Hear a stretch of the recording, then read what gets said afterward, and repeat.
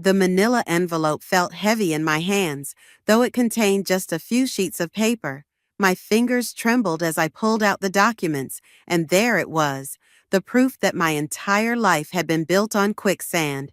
I'm Bridget, and until 10 minutes ago, I thought I was having a normal Tuesday morning at my environmental law firm. Now I'm staring at property transfer documents for my beloved coastal home, signed by my husband Logan.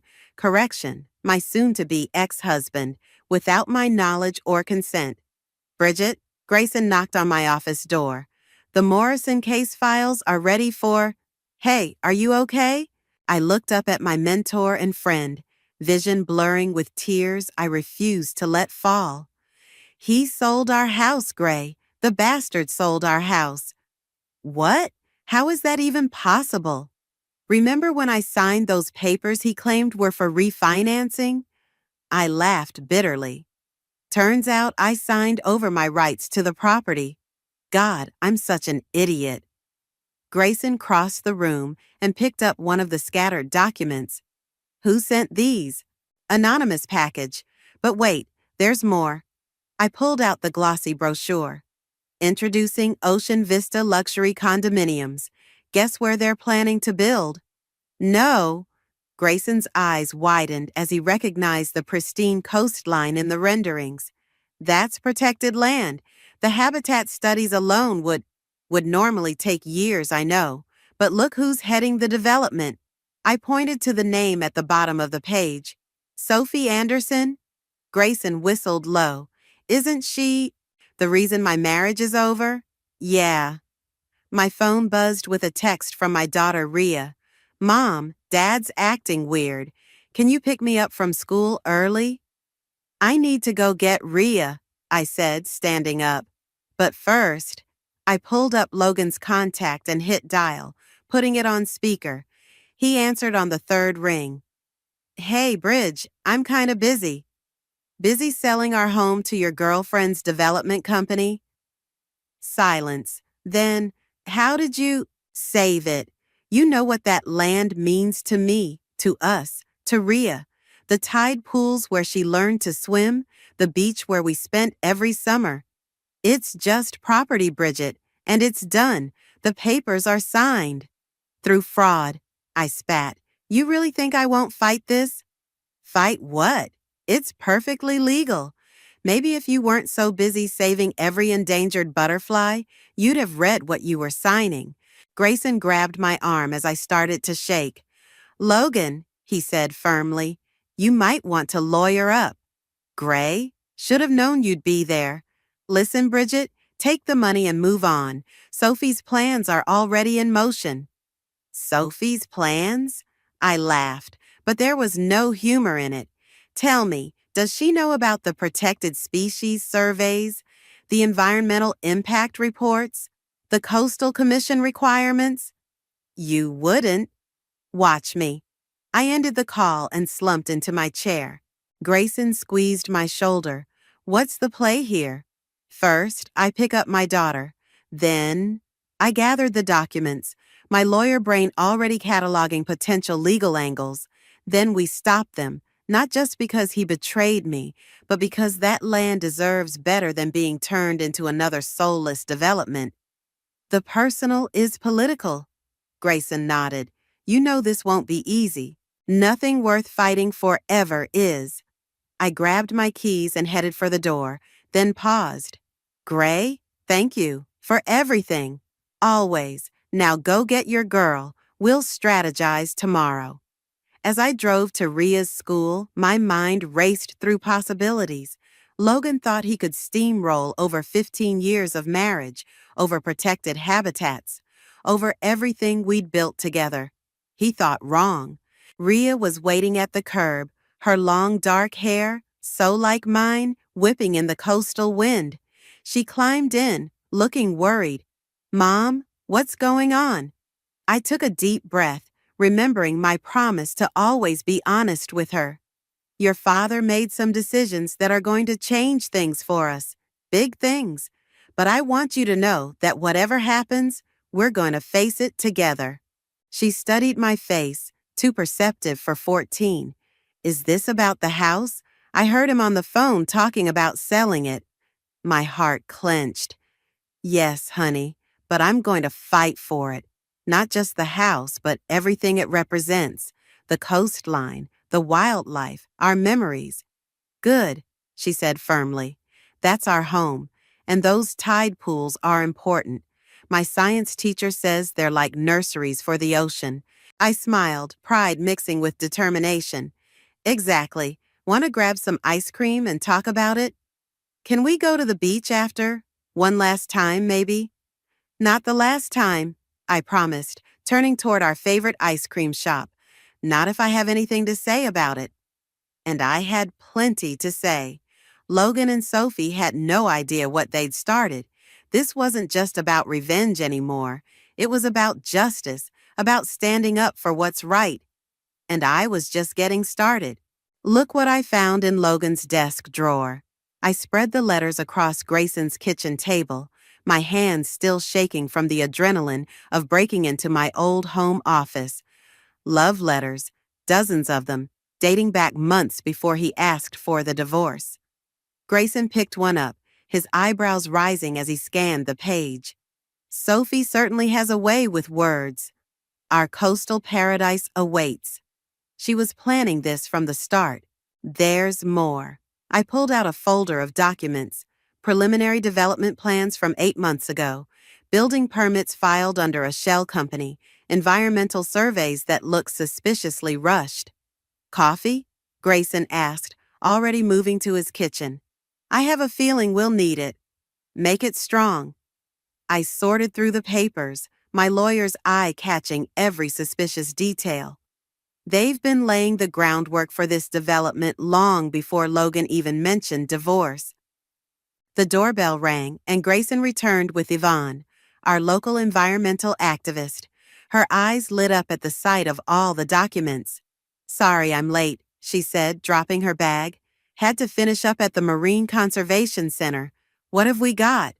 I handed her the development plans. They're trying to fast-track everything. Look at the date on that environmental impact report. 2 weeks? Yvonne scoffed. A proper survey takes months. This is a joke.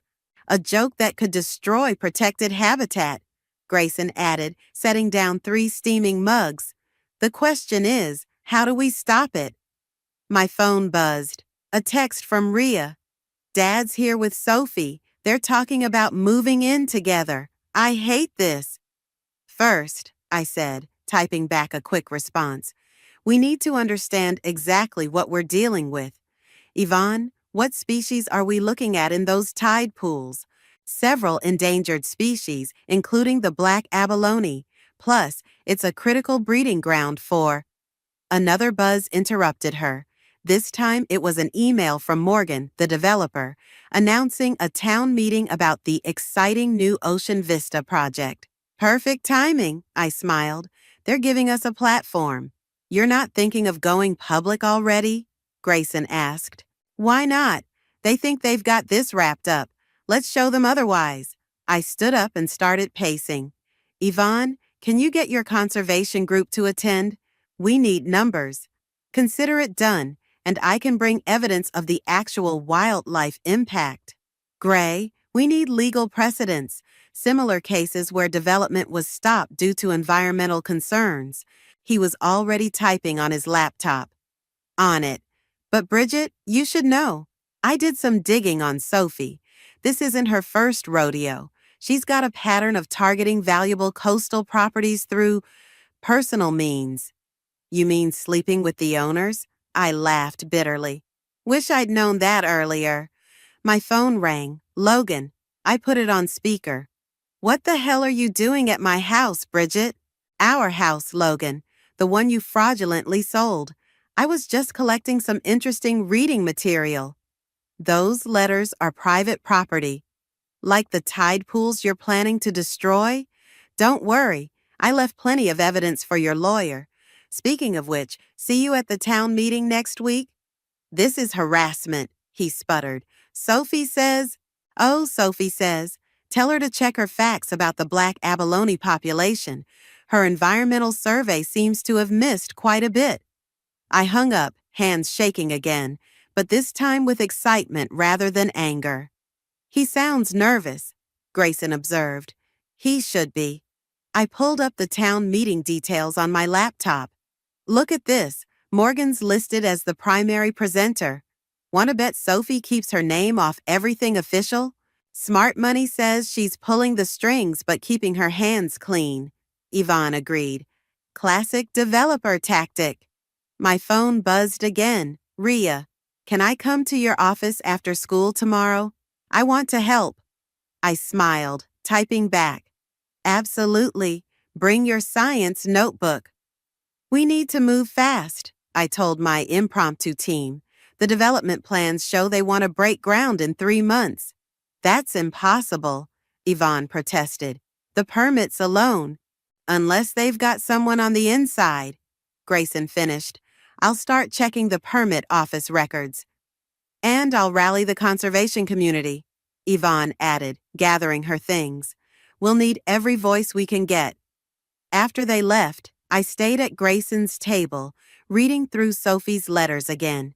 One line caught my eye.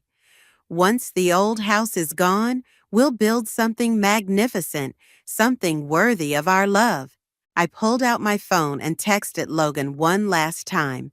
Hope Sophie's love is worth it, because by the time I'm done, that's all you'll have left. Then I blocked his number and opened my laptop.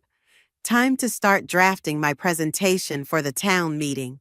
Logan and Sophie thought they could erase 15 years of memories and destroy protected habitat for their coastal paradise. They were about to learn exactly what happens when you underestimate a mother's love for her daughter, her home, and the environment she's sworn to protect. The town hall buzzed with nervous energy as people filed in. I stood at the back, watching Morgan adjust his microphone at the podium while Sophie whispered something in Logan's ear. They hadn't noticed me yet. Mom! Rhea appeared at my side, clutching her science notebook. Ms. Peterson came with half the biology club. Perfect. I squeezed her shoulder. Ready to show everyone what's really at stake? Born ready. She grinned, reminding me so much of the little girl who used to spend hours cataloging tide pool creatures. Yvonne rushed over, waving a newspaper. Have you seen this? Someone leaked the full development plans to the Coast Guardian. I took the paper, scanning the headline. Protected coastal habitat. Threatened by luxury development, environmental regulations bypassed? Look at their faces, Rhea whispered. Across the room, Sophie was frantically showing her phone to Morgan, while Logan had gone pale. Good. Let them squirm. The mayor called the meeting to order, and Morgan stepped up to the podium. Ladies and gentlemen, we're here to discuss an exciting new opportunity for our community. Ocean Vista luxury condominiums will bring jobs, tax revenue, and modern housing options to our beloved coast. He clicked through glossy renderings of glass and steel buildings while I counted down the seconds. Right on cue, Yvonne's hand shot up. Yes, the woman in the back. Yvonne Harding, Marine Conservation Center. Could you explain how these plans account for the endangered black abalone population in those tide pools? Morgan's smile flickered. Our environmental survey? The 2-week rush job? I stood up. Bridget Walsh, environmental attorney. I'd love to hear how such a brief survey identified all protected species in the area. Sophie stepped forward. We followed all proper procedures, like having the property transferred through fraudulent means. I pulled out copies of the letters, or planning this development months before the legal owner was even aware of the sale.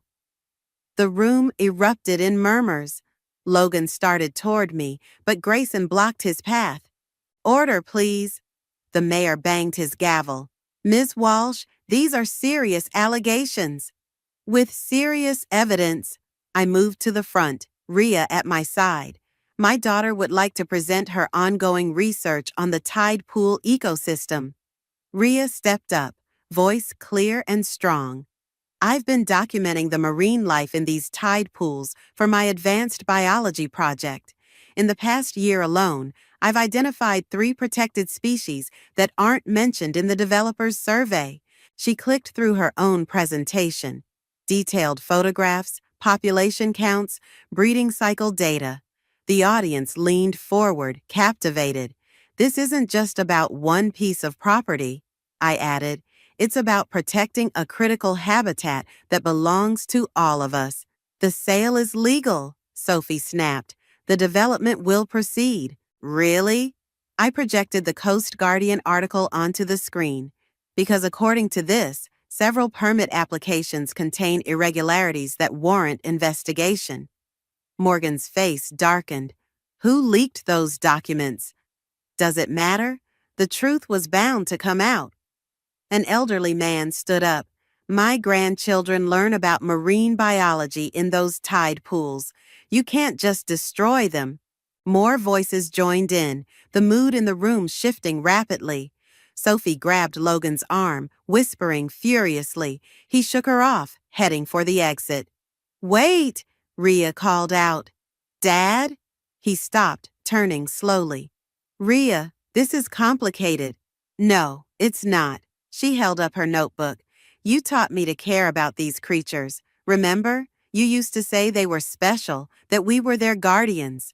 The room fell silent. Logan looked at our daughter, then at me, then at Sophie's scowling face. The meeting is adjourned, the mayor announced. Clearly, this project requires further review. As people filed out, many stopped to talk to Rhea about her research. Yvonne was already organizing a protest group.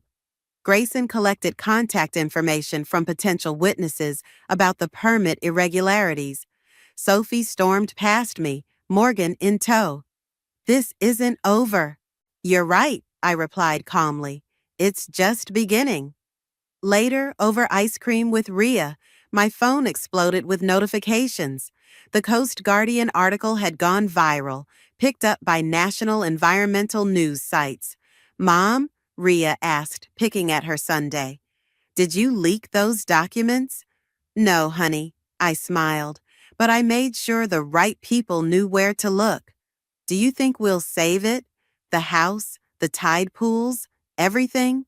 I thought about the determination I'd seen in the town hall, the way the community had rallied. I think we've got a fighting chance, and more importantly, we're fighting for what's right. Sophie looked pretty mad. She grinned. Sophie's about to learn that some things are more powerful than money or manipulation. I reached across the table and squeezed her hand. Like the truth, and tide pools, and daughters who know how to stand up for what they believe in. My phone buzzed, a text from Grayson. Local news wants to interview Rhea about her research. Ready to take this to the next level? I showed it to Rhea, who straightened her shoulders and nodded. Bring it on. Looking at her fierce expression, I felt a surge of pride. Logan and Sophie thought they could bulldoze their way through our lives. Instead, they'd helped create something stronger. A mother and daughter united in purpose, backed by a community ready to fight for its natural treasures. The protest signs bobbed like colorful buoys against the gray morning sky. I stood with Rhea at the edge of our old property, watching Sophie's black Mercedes pull up to the tide pools. Right on schedule, Grayson muttered, adjusting his camera. And look who she brought. Morgan stepped out first, followed by 2 men in suits I didn't recognize. Sophie emerged last, her designer boots crunching on the gravel as she approached our group. This is private property, she announced. You're trespassing. Actually, I held up a document. We have a temporary injunction allowing scientific observation of protected species.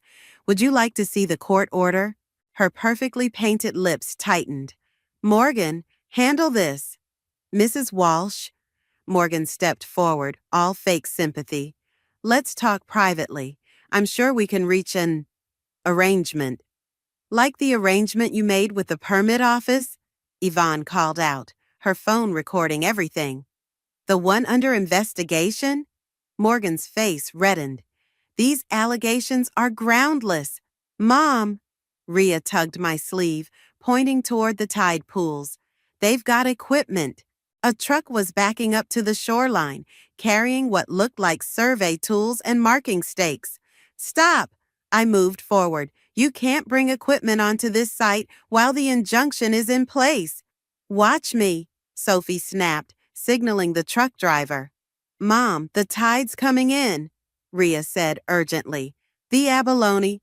Call it in, I told Grayson, who was already dialing the environmental protection hotline. Sophie stormed over to me, close enough that I could smell her expensive perfume. You think you're so clever, don't you? Using your daughter to play on people's emotions? Better than using my body to steal other women's husbands. Her hand shot out, but I caught her wrist before she could slap me. The camera clicks were almost deafening. Assault? I released her. Really? That'll look great in tomorrow's papers. You bitch, she hissed. Logan was right about you. So self-righteous, so sure you know what's best for everyone. Speaking of Logan, I looked around. Where is my ex-husband? Too ashamed to show his face. A commotion near the truck drew our attention. Rhea had positioned herself between the survey equipment and the tide pools. Young lady, Morgan called out, move aside. No. Her voice carried across the beach. These pools are part of a protected ecosystem. You can't mark them for construction without proper environmental review. Rhea! Logan's voice cut through the wind. He was jogging down the beach path. Get away from there. Why? She stood her ground. So you and your girlfriend can destroy everything we used to care about? The crowd had grown, phones recording the confrontation. Logan reached for Rhea's arm, but she jerked away. Remember when you taught me about the sea stars? Her voice cracked. How they can regenerate their arms if they're hurt? You said nature always finds a way to heal itself if we just protect it long enough. Logan's face fell. Honey, it's not that simple. It is that simple. She pulled out her research notebook. Everything in here, all my observations, they're based on what you taught me. Was it all lies? Sophie appeared at Logan's side. We don't have time for this. Morgan, get the survey team. Nobody moves, a new voice commanded. Two uniformed environmental protection officers approached from the parking lot. We've received reports of unauthorized activity in a protected habitat zone. We have permits, Morgan started, which are currently under review. The officer cut him off. All activity stops until the investigation is complete. Sophie whirled on Logan. Do something. But Logan was staring at Rhea, who stood firm beside the tide pools, tears streaming down her face. I can't, he said quietly. She's right. What? Sophie's voice rose to a shriek. I said she's right. Logan stepped back. This was a mistake. All of it. The officers began taking statements while the crowd pressed closer. Sophie grabbed her phone, speaking rapidly to someone as she stalked back to her car. Morgan followed, already damage controlling with the press. I moved to Rhea's side, wrapping an arm around her shoulders. You okay? She nodded, wiping her eyes. Did you see Dad's face when I mentioned the sea stars? I did. You got through to him. Too little, too late, she muttered. Logan approached us hesitantly. Bridget, Rhea, I'm sorry. Save it, I said, but not unkindly. Actions speak louder than words. If you're really sorry, prove it. He looked at the tide pools, then at the retreating developers, then back at us. What do you need? The truth, I said. About the permits, the planning, all of it. And your support in protecting this place. He nodded slowly.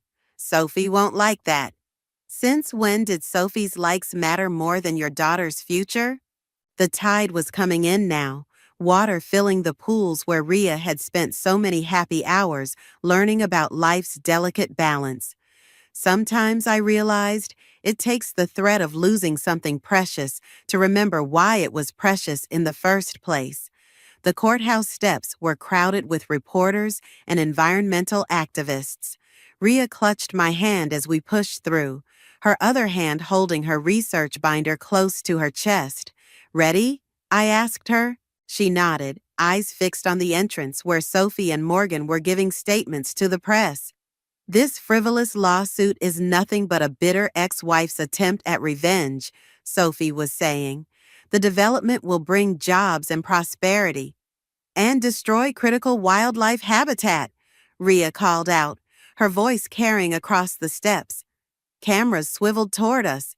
"Ms. Walsh!" A reporter thrust a microphone in my face. "How do you respond to accusations that this is personally motivated?" "This case is about protecting endangered species and upholding environmental law," I replied. "The fact that the developers obtained permits through questionable means only underscores the importance of proper oversight."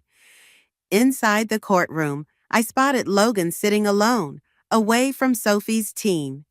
He caught my eye and gave a slight nod. His sworn statement about the fraudulent property transfer lay in my briefcase, a decision that had earned him Sophie's very public fury. Judge Martinez called the court to order. Morgan's lawyer spoke first, all polished confidence as he presented their environmental impact studies. "Your Honor," he concluded, "these development plans fully comply with all regulations." "Objection," I stood. "The defense would like to present evidence that these studies were deliberately rushed and incomplete." "Proceed," I called our first witness. "The court calls Rhea Walsh." Sophie's face darkened as Rhea took the stand. My daughter looked tiny behind the wooden panel, but her voice was steady as she took the oath. "Rhea, please tell the court about your research at the tide pools." She opened her binder. "For the past 2 years, I've been documenting the marine life as part of an advanced biology project. I have detailed records of 3 endangered species that weren't included in the developer's survey." "And how often did you conduct these observations?" "Weekly, sometimes daily. I have photographs, population counts, and breeding cycle data." She held up her carefully labeled charts. "The black abalone colony is one of the largest remaining in the state." Morgan's lawyer stood. "While this is very impressive for a student project, we have professional surveys." "Conducted in 2 weeks," I interrupted. "Your Honor, I'd like to call our next witness, Dr. Harrison from the State Marine Biology Institute." The distinguished marine biologist testified about proper survey protocols and the impossibility of conducting thorough endangered species assessments in just 2 weeks. During the lunch break, Logan approached us in the hallway. "Rhea, you were amazing up there." She gave him a small smile. "Thanks, Dad." "Logan!" Sophie's sharp voice cut through the moment. "What are you doing?" "Talking to my daughter," he replied firmly. "You might want to rethink your position, Sophie. Those permits won't hold up." "Is that a threat?" She stepped closer. "Remember what you have to lose." "No." He looked at Rhea, then at me. "I remember what I've already lost." Back in session, I presented Logan's statement about the fraudulent property transfer. Sophie's face went from angry to worried as I connected the dots between rushed permits, falsified documents, and environmental violations. "Furthermore," I concluded, "we have evidence that Ms. Anderson has a history of similar schemes in other coastal communities." "Objection," Morgan's lawyer jumped up. "Relevance?" "Overruled," Judge Martinez said. "Continue, Ms. Walsh." I projected a timeline onto the courtroom screen.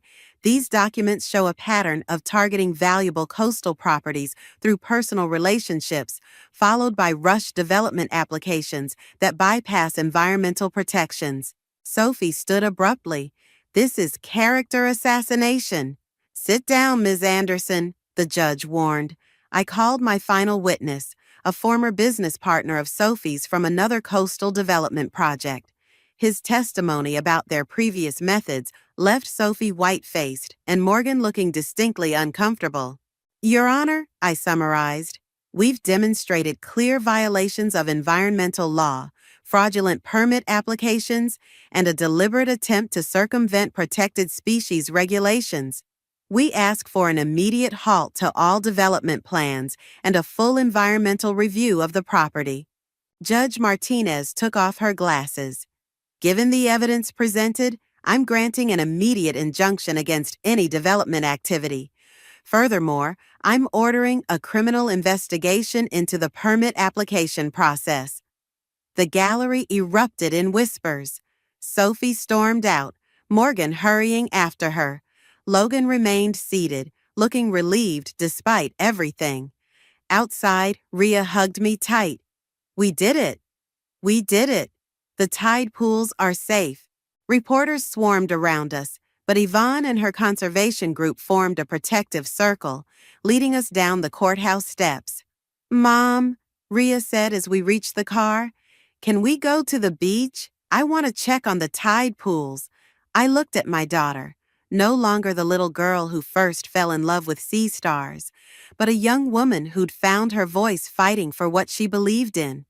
Of course, I said. There still are tide pools to protect. As we drove toward the coast, I caught sight of Sophie and Morgan arguing intensely in the parking lot. Their carefully constructed plans were crumbling like sandcastles at high tide, and I couldn't find it in myself to feel sorry for them.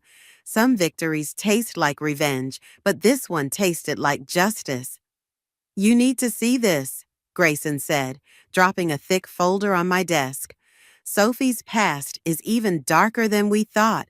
I opened the folder and spread out documents from 3 different coastal development projects. Each one followed the same pattern: a wealthy property owner, a whirlwind romance, and suddenly transferred deeds. How did you get these? Remember that tip from her former business partner? He pulled up a chair. Turns out he kept everything: meeting notes, emails, even recorded conversations. My phone buzzed. A text from Logan. Sophie's losing it, threatening to expose everything about everyone. Need to talk. Everything about everyone? Grayson read over my shoulder. That sounds ominous. Let's find out. I dialed Logan's number, putting it on speaker. Bridget? Logan's voice was hushed. Are you alone? I'm with Gray. What's going on?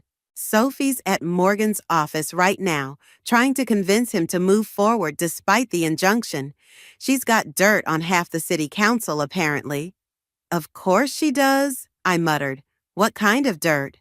I don't know exactly, but... He broke off. Hold on, someone's coming. We heard muffled voices, then Sophie's distinct tone. Who are you talking to? No one, Logan said. Just checking messages. Liar! Something crashed. You're warning her, aren't you? After everything I did for you? Sophie, calm down. Don't tell me to calm down. I made you rich. I gave you an out from your boring life with your self-righteous wife, and this is how you repay me? The line went dead. Well, Grayson said after a moment, that was dramatic. My office door burst open and Rhea rushed in, waving her phone. Mom, have you seen the news? She pulled up a local news website. The headline read, Developer Morgan Walker distances himself from Ocean Vista project, cites irregularities in process. He's throwing her under the bus, Grayson whistled. My phone rang again, an unknown number. Bridget Walsh, a woman's voice said. This is Amanda from Morgan Walker's office. Mr. Walker would like to meet with you privately. I looked at Grayson, who nodded encouragingly. When and where? The Lighthouse Cafe in 1 hour. Come alone. The Lighthouse Cafe was nearly empty when I arrived. Morgan sat in a corner booth, looking considerably less polished than usual. Thank you for coming, he said as I sat down. I'm assuming you've seen the news? That you're abandoning Sophie? Yes. Question is, why now? He slid a USB drive across the table. Because of what's on here. Sophie's been recording everything, collecting leverage on anyone involved in her projects, including me. And now you're giving it to me? Why? Because she's out of control. This morning she tried to blackmail 3 council members into overturning the injunction. When that failed, she threatened to expose everyone. Including you? He nodded grimly. I've done things I'm not proud of, but this project? He gestured at the drive. Take it, use it, just keep my name out of it. Why should I trust you? Because unlike Sophie, I know when I'm beaten, and because that drive contains proof that she's done this before, multiple times. My phone buzzed with a text from Yvonne. Sophie just showed up at the tide pools. She's acting erratic. Police called. I have to go. I stood up. But Morgan, if you're playing me, I'll make sure you go down with her. Fair enough. I broke several speed limits getting to the beach. Police cars lined the parking lot, lights flashing. Rhea ran to meet me. Mom, Sophie was trying to destroy Dad's research equipment. She kept screaming about ruining everything. Logan stood with the officers, giving a statement. Sophie sat in the back of a police car, mascara streaking her face as she yelled through the window. You, she screamed when she saw me. This is all your fault. No, Sophie, I said calmly. This is what happens when you build your success on other people's destruction. At least I built something. What have you done except chase butterflies and save stupid tide pools? I taught my daughter integrity, I replied. Something you wouldn't understand. An officer approached me. Ma'am, we'll need statements from you and your daughter about the property dispute and Ms. Anderson's previous actions. Of course. I pulled out Morgan's USB drive. And I have something you might want to see. Later, watching the sunset from our beloved tide pools, Rhea asked, Do you think Sophie will go to jail? That depends on what's on this drive and how many of her former victims come forward. I picked up a small shell, turning it over in my hand. But either way, she's lost her power over this place, over all of us. Dad says he's going to testify against her. Good. I wrapped an arm around my daughter. Sometimes the hardest thing is admitting you were wrong, but it's also the first step toward making things right. The tide was coming in, washing away footprints in the sand, but leaving the tide pools and their precious inhabitants untouched. Some things, I realized, were stronger than the forces trying to destroy them. The final hearing felt more like a public execution than a court proceeding. I sat between Grayson and Rhea as Sophie's entire empire crumbled in real time. The evidence is overwhelming, Judge Martinez declared. Multiple instances of fraud, blackmail, environmental violations, and conspiracy to commit property theft. Sophie's lawyer kept trying to object, but each attempt was weaker than the last. The USB drive had revealed everything: recorded conversations, offshore accounts, a decade of carefully orchestrated schemes. Your Honor, I stood when called. The prosecution would like to call one final witness. Sophie's head snapped up as Morgan walked into the courtroom, her face contorted with rage. You traitor! Ms. Anderson, control yourself, the judge warned. Morgan took the stand, his testimony devastating in its detail.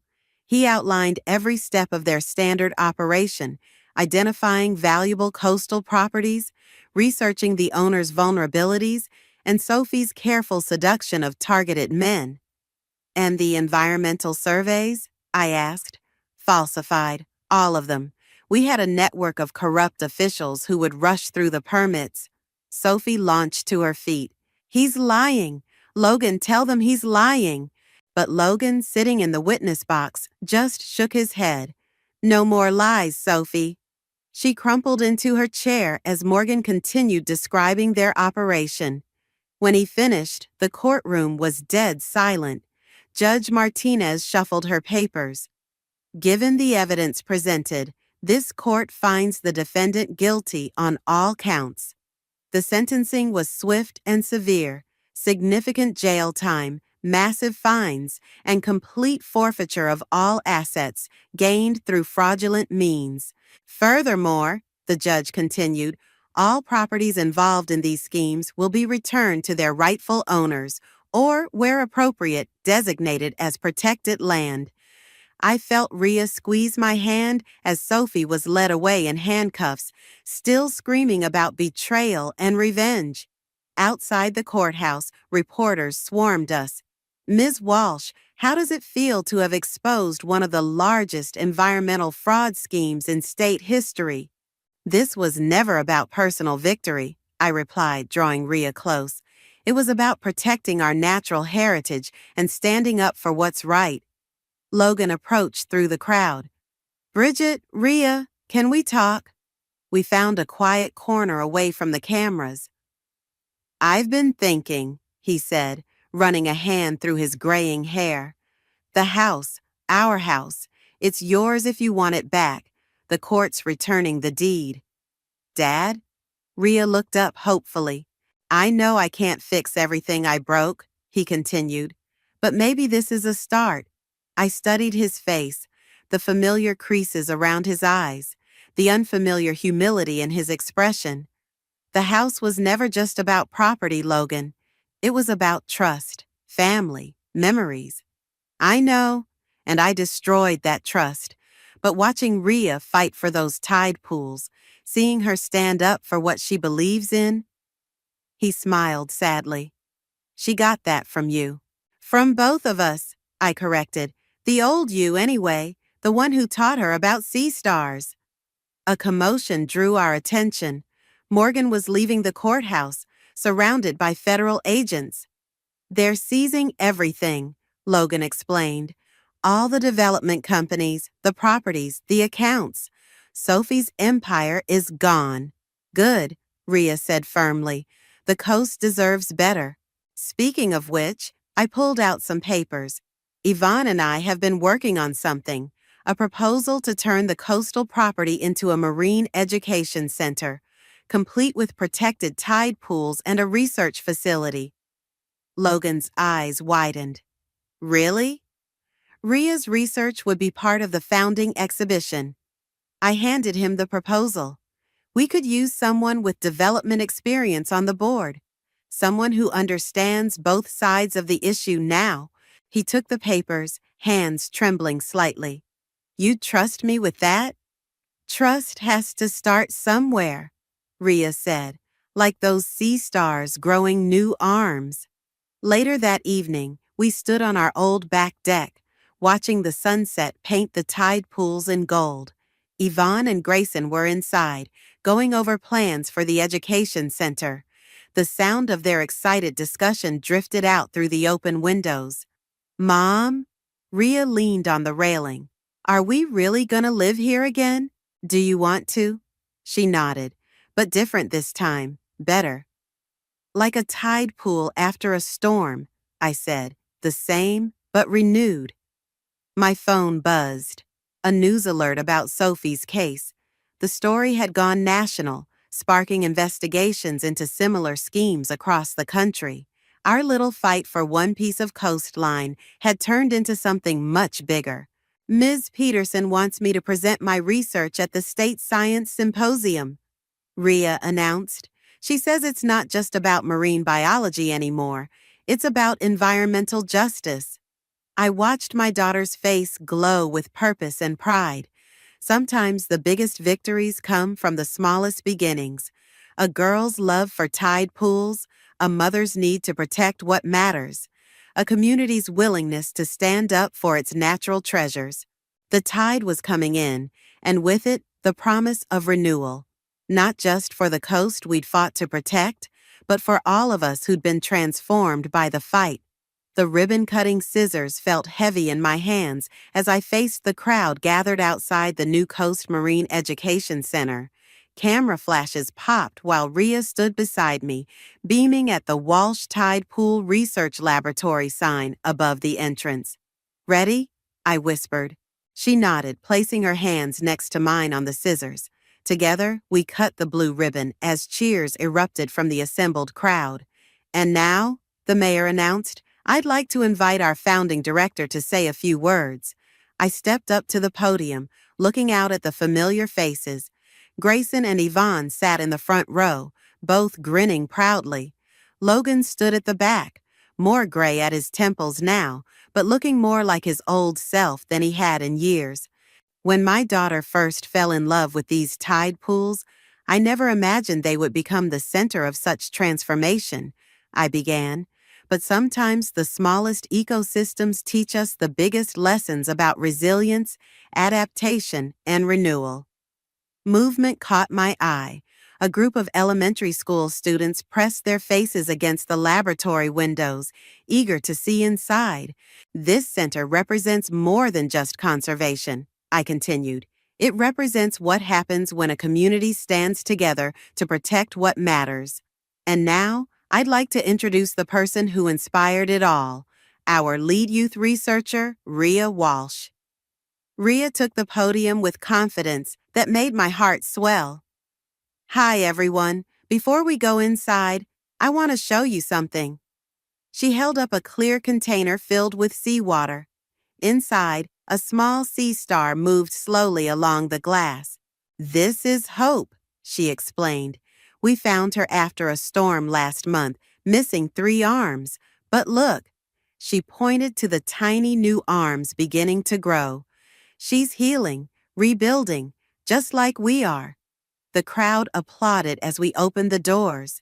People flowed into the center, exploring the interactive exhibits Rhea had helped design, each featuring a different aspect of tide pool life. Logan approached as I watched Rhea leading a group of kids through her research display. She's amazing, he said softly. You did that. We all did, I corrected. Even you in the end. He nodded toward the development plans displayed on one wall. The original condo designs contrasted with the education center's environmentally conscious architecture. Sophie's appeal was denied, he said. She's serving her full sentence. I know. Morgan's testimony sealed it. Do you ever... He hesitated. Do you ever regret how public it all became? I watched Rhea demonstrate proper tide pool observation techniques to the entranced students. No, some things need to come to light, like tide pools at low tide. Yvonne rushed over, tablet in hand. Bridget, the State Environmental Board just approved our expansion proposal. We can add the butterfly sanctuary. I laughed, still chasing butterflies, just like Sophie said. Speaking of which, Grayson joined us. You might want to see this. He pulled up a news article on his phone. Coastal development fraud cases spark nationwide environmental protection reform. Your little revenge story started quite a movement, he said. It stopped being about revenge a long time ago, I replied. The day flew by in a blur of tours, demonstrations, and congratulations. As sunset approached, I found Rhea sitting by her favorite tide pool, the same one where she'd first learned about sea stars. Hey, scientist, I sat beside her. Proud of yourself? Yeah, she dipped her fingers in the water. But Mom, I've been thinking about something Sophie said at the trial, about building things. What about it? She thought she was building something important with those condos, but she was really just destroying stuff. We built something better, didn't we? Something that helps people understand why places like this matter. That's exactly what we did. And Dad? She glanced toward the center, where Logan was answering questions about the building's sustainable design features. He's different now, better. People can change, honey. Like your tide pools, they're never exactly the same from one day to the next, but they keep going, keep adapting. A splash drew our attention as Hope, the 3-armed sea star, made her slow way across her pool. Above us, the Education Center's solar-powered lights came on, illuminating the path for evening tide pool walks. Ready for tomorrow's first official school group? I asked. Born ready. Rhea stood up, brushing sand from her jeans. Those kids won't know what hit them. By the time I'm done, they'll be total tide pool warriors.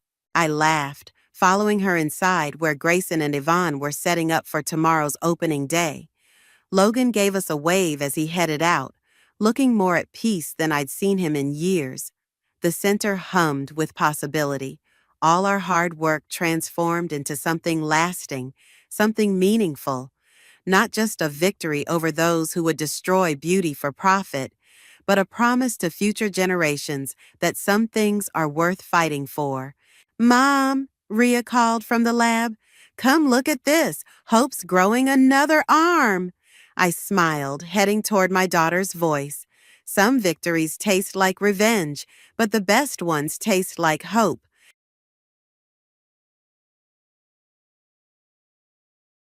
I regret to express my apologies for having an unattractive wife. These harsh and shocking words unexpectedly erupted from my mother-in-law, who abruptly seized the microphone from my father-in-law during our wedding ceremony. She proclaimed her intention to discipline me to transform me into a better wife, creating an uncomfortable satisfaction in her tone. This statement sharply contrasted with the stunned silence that enveloped the venue. I stood there, utterly bewildered, and turned to look at my husband, only to find him smirking in a disconcerting manner. As my mind reeled in surprise and shock, my body began to tremble. Amid the chilling atmosphere, an older gentleman purposefully made a loud noise as he rose from his seat. "Is that all you wanted to say?" he asked, capturing everyone's attention. With confidence, he walked toward me, prompting my husband's eyes to widen in surprise. Disregarding his reaction, the man took my arm and said, "Let's get out of here." Before I could utter a word, he led me out of the reception hall, dragging the dress I never wanted along the hotel corridor. A flood of thoughts began to fill my mind. I am Evelyn, a 30-year-old woman who grew up in a single-parent household after my parents divorced during my elementary school years. In my 25s, my mother fell ill, and I took on the responsibility of caring for her. Still single in my 40s, I encountered a man named Thomas. Despite knowing about my caregiving responsibilities for my mother, he proposed to me after visiting my office, where I assisted him at the reception desk. Thomas was an exceptional person, and I considered that I might not get another chance for marriage if I let this opportunity pass. However, leaving my mother alone posed a significant dilemma for me. As our relationship extended over a year, my internal struggle intensified. Thomas, understanding my concerns, alleviated my worries by suggesting that we could become a family of 3, acknowledging the importance of my relationship with my mother. Touched by his thoughtful proposal, I decided to marry him. When we announced our marriage to both sets of parents, the journey of building our family began. My mother was thrilled, but my future mother-in-law, whom we'll call Ruth, had an entirely different reaction. "I'll be upfront. I don't consider a woman from a single-parent family a suitable wife," she sharply declared when Thomas and I visited his house to introduce ourselves as a couple for the first time. From then on, every meeting for wedding preparations was met with her responding to everything I said with sarcasm. "She's just an old hag past her prime, and she's got a mother to take care of, my poor son," she would mock. I could tolerate her insulting me, but I asked her not to speak ill of my mother, emphasizing that it was Thomas who wanted to be a part of our family. "I bet you used some sly tricks to seduce my son," she accused. Denying such claims, I retorted, "Well, your assumptions about my mother's past are baseless. Every time..." I attempted to stand up for myself, but Ruth's retaliation was 5 times harsher. Contemplating discussing it with Thomas, I hesitated, not wanting to burden him with unnecessary worries on the brink of our married life. Emboldened, my mother-in-law extended her interference to the wedding plans, even showing up on the day we were selecting the wedding dress with my husband. "I'll choose the best wedding dress for you," she declared. "Mom has a great sense of style. She'll definitely pick a good dress. If you're happy about it, aren't you?" my husband added. While appreciating their intentions, I insisted. "I want to choose a dress that I personally like." However, my mother-in-law responded with disappointment, saying, "But I came all this way for you. I'm so disappointed. Hey, don't make Mom cry." My husband snapped at me, always quick to side with his mother, especially when she played the victim. However, I couldn't give in when it came to the wedding dress, arguably one of the highlights of the wedding. "I'm really sorry, but I'll be choosing my own dress. This is a once-in-a-lifetime event, and I want to be completely satisfied with it," I stated firmly. Upon hearing my determination, my mother-in-law reluctantly backed off, but she held a grudge about it. On the morning of the wedding day, she did something unthinkable. What an awful dress. The veil's tasteless, too. You'd look better wearing a garbage bag with a supermarket sale flyer on your head, she exclaimed upon seeing my wedding dress displayed in the dressing room of the hotel where the ceremony was held. I was really upset, but I wanted to avoid any trouble on my big day, so I tried to respond calmly. My mom, who loves sewing, made the veil herself.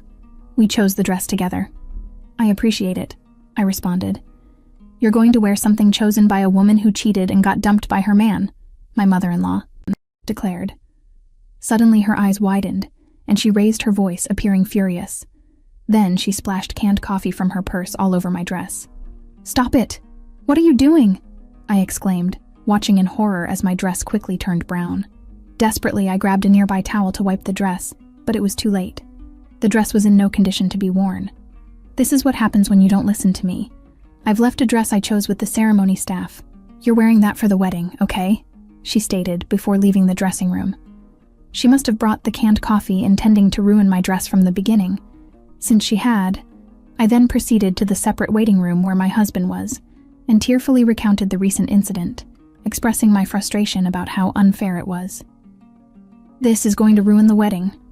What do you want me to do about it? He retorted. It's what your mother did.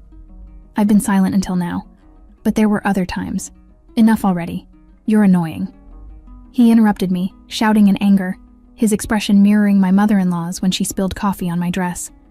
I was taken aback by his sudden change in attitude, but he quickly seemed to snap back to reality and apologized. Oh, I'm sorry. I just can't deal with this right now. My husband was sweating profusely and appeared extremely tense.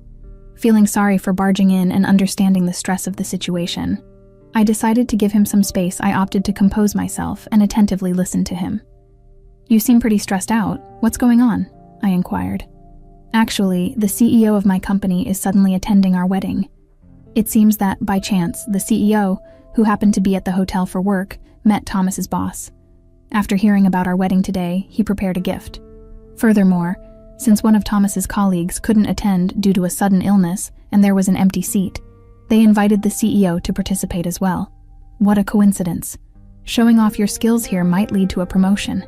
You don't have time to worry about your dress. Just do as my mother says, he advised. I didn't appreciate the way he put it, but it seemed useless to argue with my absent-minded husband, so I decided to leave the scene. Then, the wedding began. The ceremony at the church on the hotel's rooftop went off without a hitch, and I breathed a sigh of relief until the family speeches at the reception. My mother-in-law went all out, stating, "Raised in a single-parent household, she likes common sense and is an ugly bride, but I'll make sure to discipline her." Ignoring my father-in-law's attempt to stop her, my mother-in-law held the microphone tight and declared this loudly. Just as I was about to explode with anger, a middle-aged man stood up with vigor and came over to me. "You don't belong in a place like this," the man said, staring at my mother-in-law, and then he started to lead me away. "Who is that old man interrupting my speech? What nerve does he have?" My mother-in-law shrieked as she looked at the man leading me away. However, next to her, Thomas was turning pale. "Why is the CEO here?"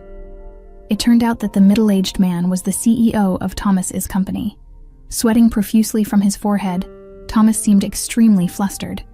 We hurriedly left the reception hall and returned to the dressing room, leaving the flustered men behind. Why is my father here? That's right. The CEO of Thomas's company was also my biological father. The reason for my parents' divorce was a personality mismatch.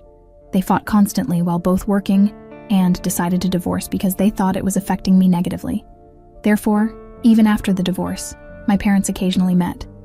I saw my father several times a month and received proper child support until I became an adult.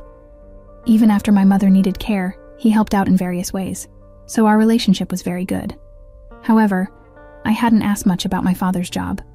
I can't believe my father is the CEO of Thomas's company. Even I was surprised by this coincidence. Why are you here when you said you had an important business meeting and couldn't attend my wedding? My business meeting ended much earlier than expected. I thought to come here to give you the gift at least. Then, I met one of the employees at the entrance. It seems that my father was the boss Thomas was talking about. He found out it was my wedding when he asked for the names of the bride and groom to prepare the gift for us. When I told the employee about the situation, I heard there was a last-minute cancellation and the seat was available, so I decided to participate. Why didn't you tell me then?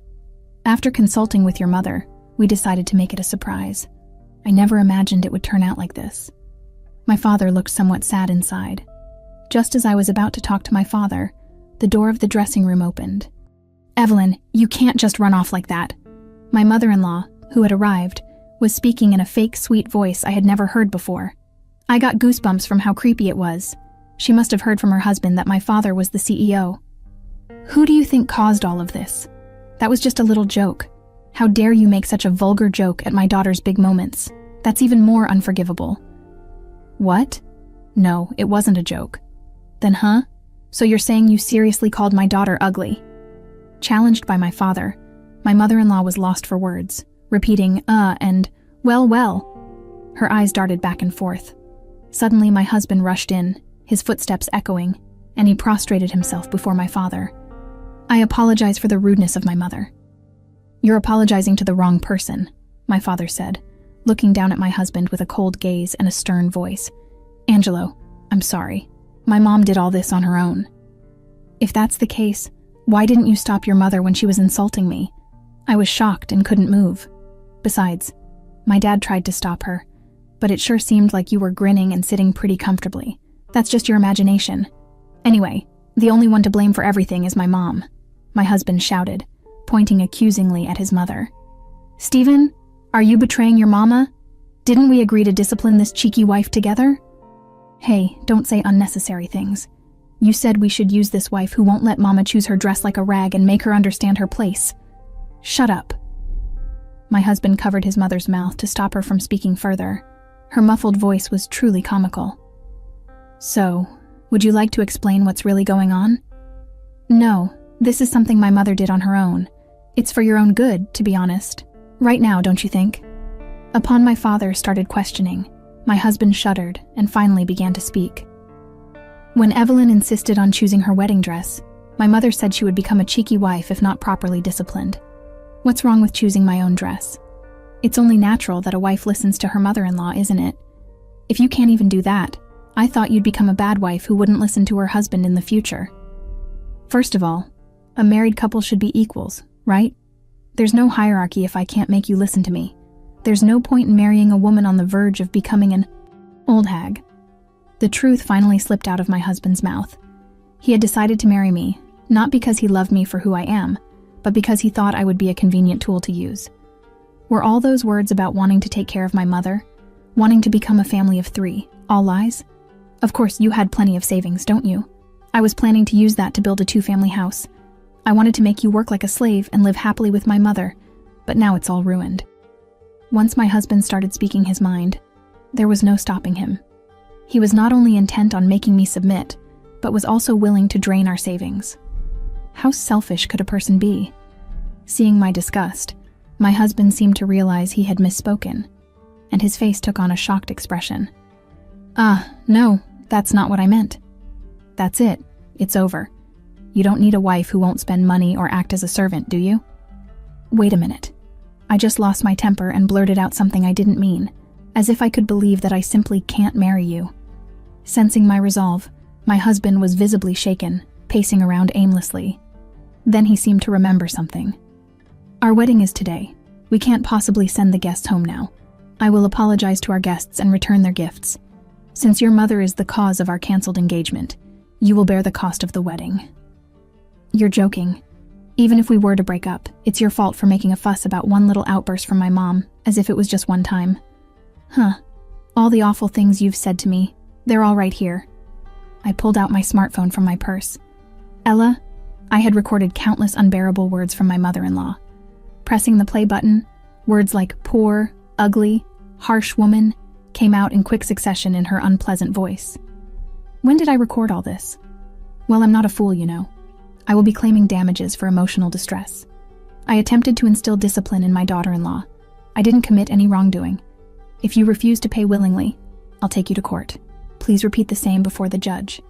What are you talking about? This isn't a joke. Realizing she'd be at a disadvantage in court, My mother-in-law went pale and slumped on the spot. I'll reconsider your position at the company as well. With the final blow to my father, my husband finally broke down and fell to his knees. I'm sorry, Evelyn. Please forgive me. That's right, Evelyn. You're already married. You can't just divorce so easily. If we can overcome this obstacle, we'll make a great couple, right? My husband and my mother-in-law started pleading. I forcefully shook them off and glared at them in silence. Scum, go to hell with that. I left the dressing room and followed through with my declaration of canceling my engagement with Stephen. I filed a claim for emotional distress against my mother-in-law. The full cost of the wedding was paid by my ex-husband, and the issue was finally settled. After that, my ex-husband was ostracized at work when his colleagues found out about the wedding fiasco. Additionally, at my father's behest, he was relocated to a remote branch in Nebraska, effectively a demotion. My former mother-in-law was scorned by her relatives for tarnishing their reputation in divorce. As for my former father-in-law, she was promptly kicked out of the house. I am now focusing on my work and have no interest in getting married again. Over time, my parents have also regained their composure, and we occasionally have family dinners. I am now living a very happy life.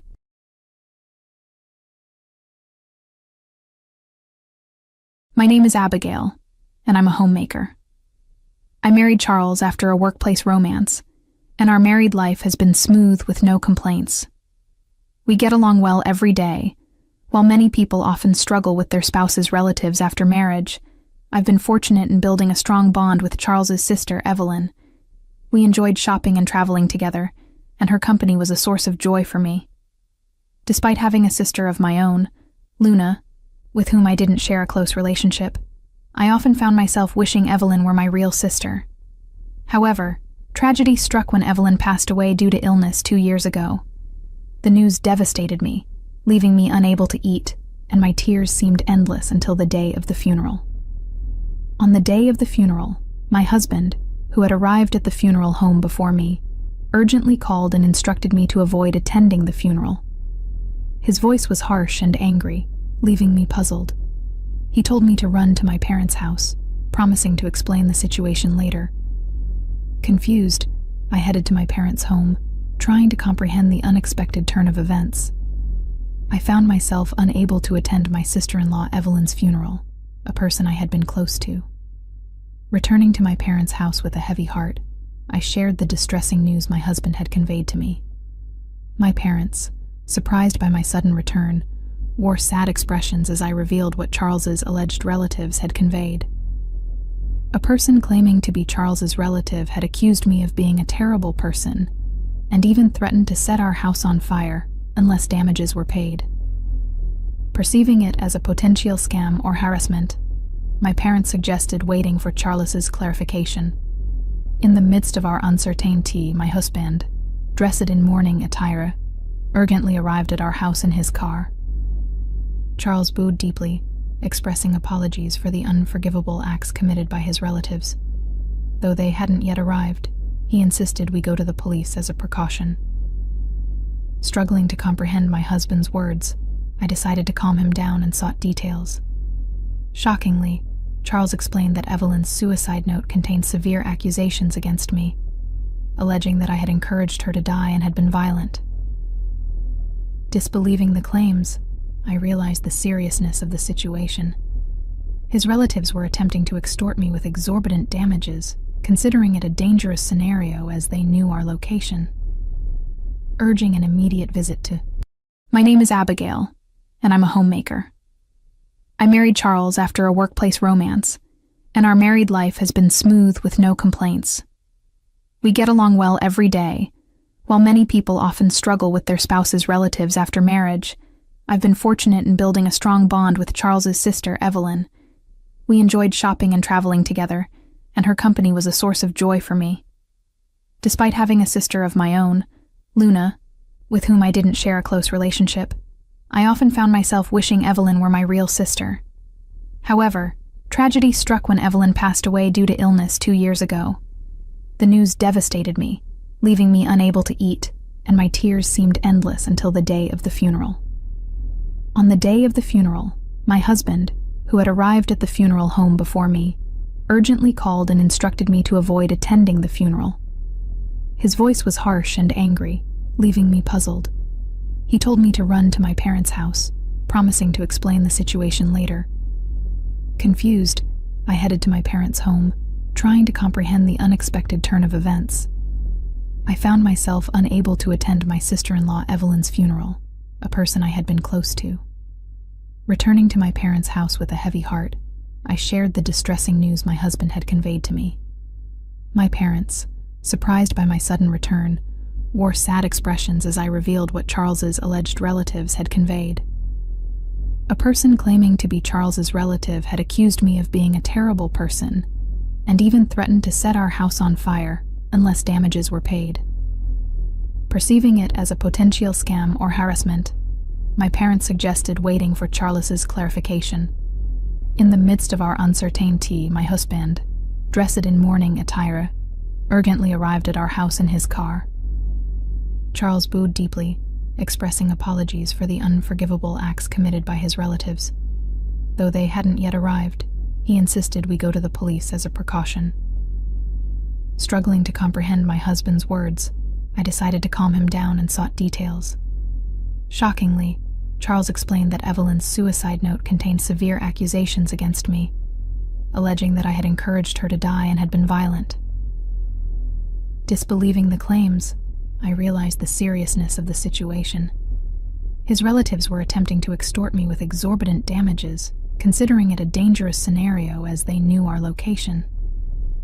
Urging an immediate visit to with making that important phone call. And now you dare lay a hand on my eldest daughter. I had never witnessed my usually gentle father appearing so terrifying. It sent shivers down my spine.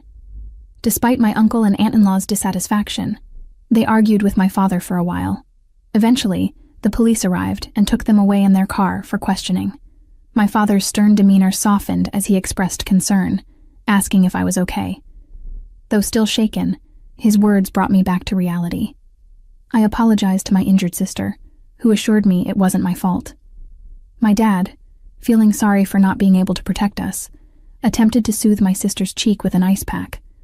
However, she took matters into her own hands, coolly stating that she could sue our relatives for the physical damage. My sister's composed demeanor, seemingly calm for my sake, made me grateful for her support. Despite the false accusations, she stood by me, believing in my innocence. Witnessing her strength reassured me. Consequently, I couldn't forgive my violent uncle and aunt-in-law for causing my sister pain, nor could I forgive myself for letting her get hurt in the first place. That night, my husband addressed me, saying, "I'll go gather evidence. Stay here and let me know if anything happens." With those words, my husband left for his parents' house. I felt anxious during his absence, but it seemed that news of my uncle and aunt-in-law's unreasonable violence had spread among the relatives, as no one came to my parents' house afterward.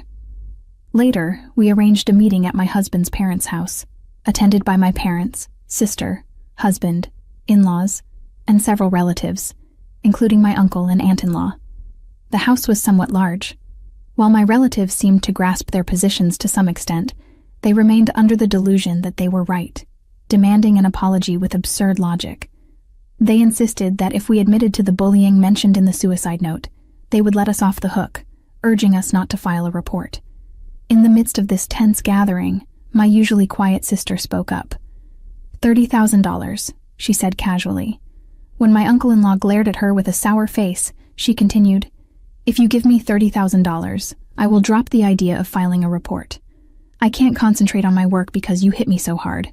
Hand over $30,000 to cover everything, including the golf club and the things you broke." As she operated her smartphone, my uncle's face turned bright red, and he started to yell, accusing her of making ridiculous claims just because she got punched once. He insisted that we sisters were brazen, and the same in the end. My parents were admonishing us, saying, "Don't you feel pathetic as parents, raising such shameless sisters?"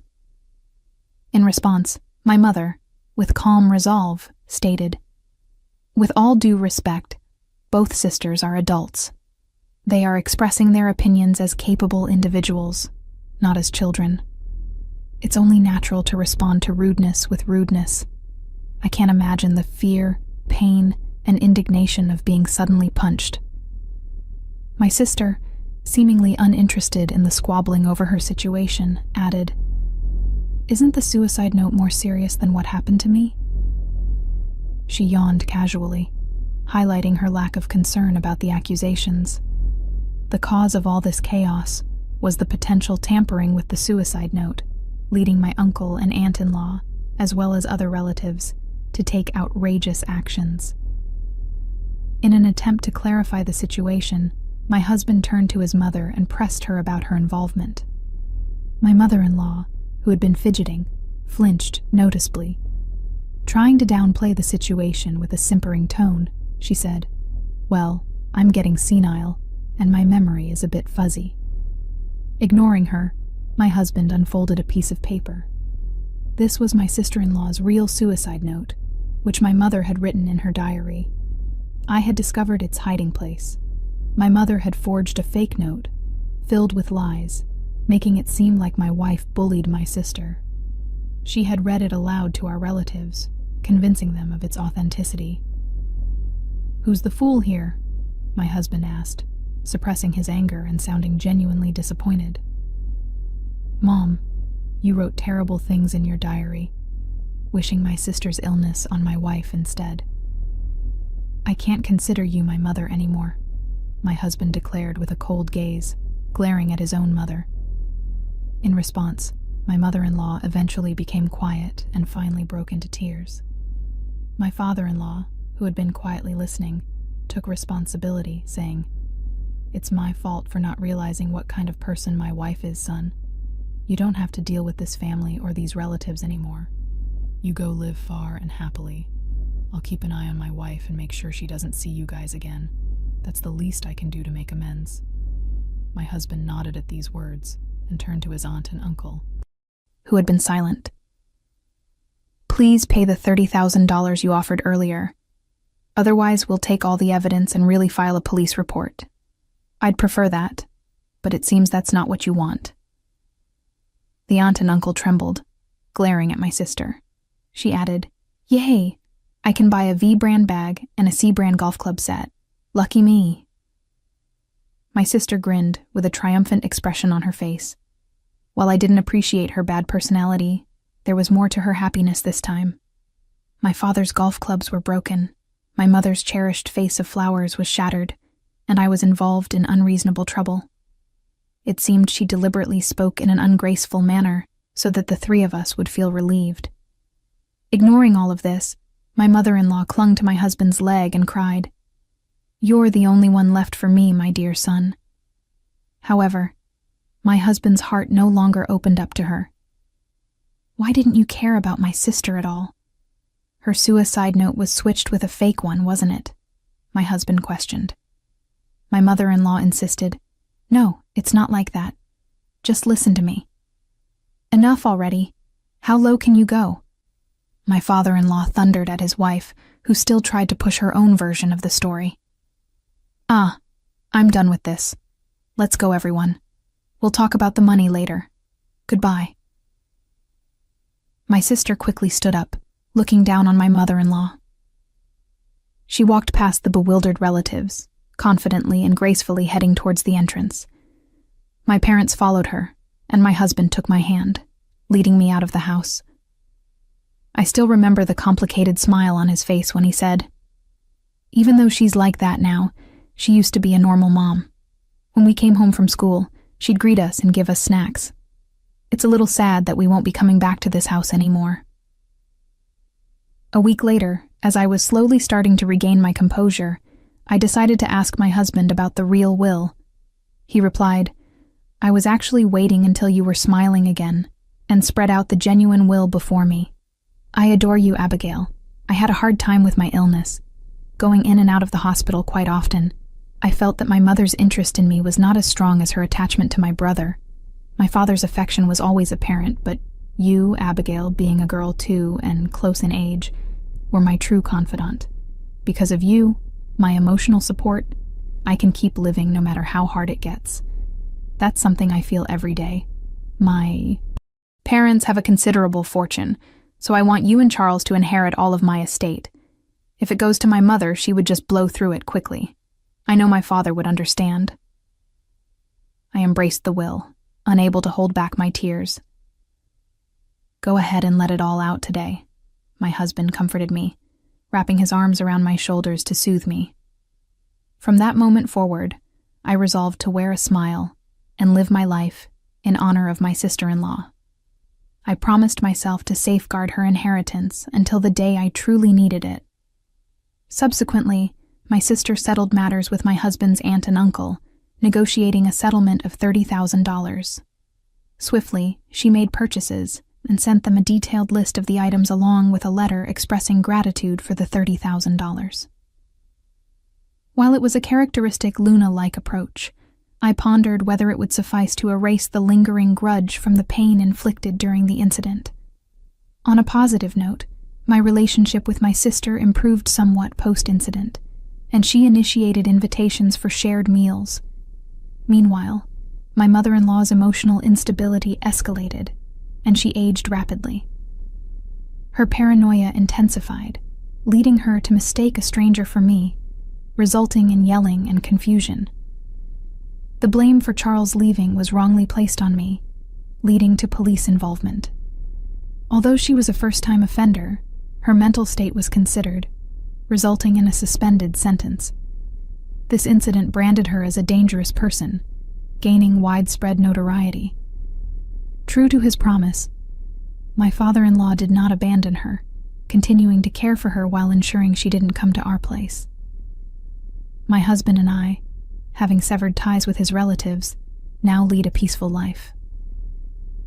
Reflecting on the seriously terrifying experience, I empathize with my father-in-law, who was unaware of the situation. However, I cannot forgive my mother-in-law for inflicting emotional harm on her own daughter. Together, my husband and I are navigating the challenges ahead, honoring the wishes of my sister-in-law, who yearned for our happiness.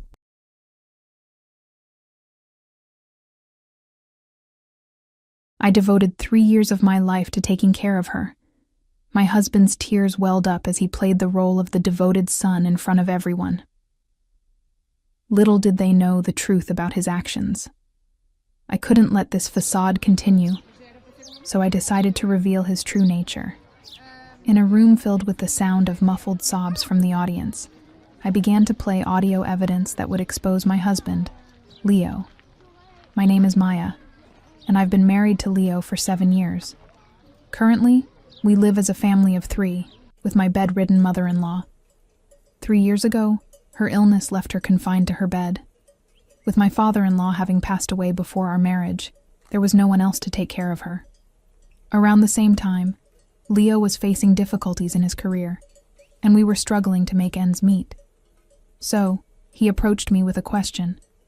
Could we all live together with my mother-in-law? She agreed, feeling a sense of guilt about relying on us. I, too, felt the weight of this responsibility and decided to take care of her while also juggling a part-time job. My mother-in-law, though appreciative of our efforts, often voiced her concerns. She would say, "Maya, that's enough. Please don't worry about me." But I would always respond, encouraging her with determination. "What are you talking about? I'm indebted to you, mother-in-law. It must be hard for you too, with both work and housework, plus taking care of me. I don't want to be a burden to you anymore, Maya," my mother-in-law said, concern in her voice. I reassured her, "It's not a burden at all. I want to be with you, and I'm doing this willingly.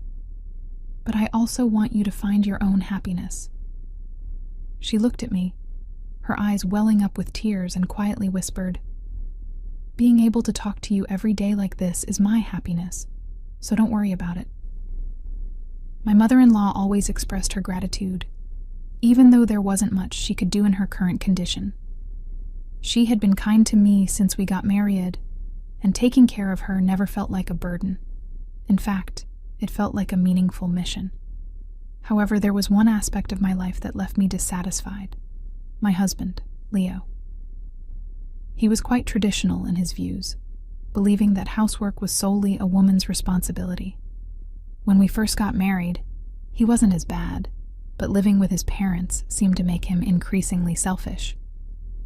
Leo didn't contribute much to the household expenses, yet his sense of entitlement was as high as Everest. For example, when he came home, he would start yelling if I didn't greet him at the door, saying, "Hey, Maya, I'm home. Why aren't you greeting me? Hurry up, get my stuff." I frowned and voiced my complaints. "Listen, Leo, I've told you before. I'm not your servant, so you should do what you can on your own," he retorted. "What are you saying? Who do you think is making the money for this family?" I stood my ground, saying, "Yes, it's true that you're providing for us, but I'm also doing my part. We each have our responsibilities. All you do is clean the house and chat with my mom, and I'm also working part-time. Despite that, you speak to me like this? Shut up.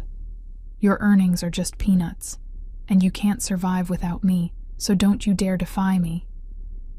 Leo continued, "And you can't even contribute properly to the living expenses. The only reason we can live in this house is undoubtedly thanks to your mother." I used to fight back when Leo started these arguments, but he began threatening divorce every time we quarreled. "Watch yourself, Maya. Keep this up, and we'll get a divorce. Got it?" I whispered. "Please not so loud. Your mother is in the other room. Just lower your voice and don't always talk about divorce like that," he retorted. "Yeah, right. You would have nowhere to go if we got divorced. Besides, there's no company out there willing to hire a scrub like you full-time, Maya.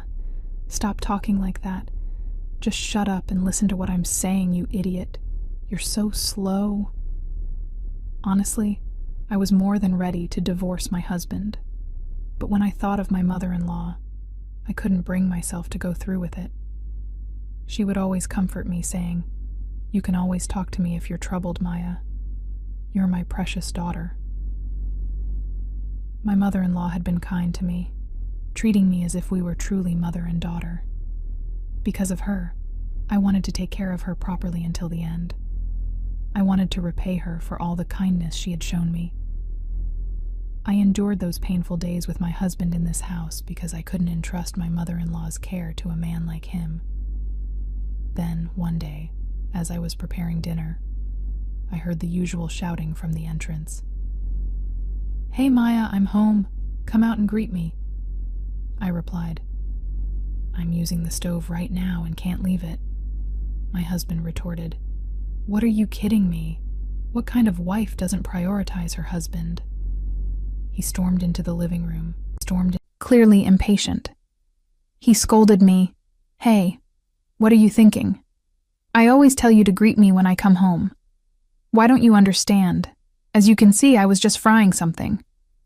I tried to explain, "I don't care. You should have timed it to be finished when I come home. You're useless." He replied, "Well, you never tell me when you'll be home. I told you not to talk back. A useless and insolent wife is nothing but garbage."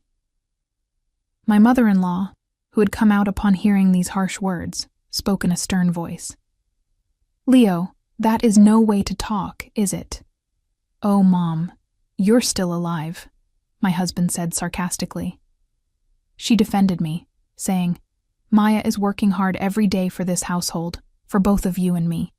That's what a wife is supposed to do, right? She earns a little, is a bit inexperienced in housekeeping, but she's far from being social trash."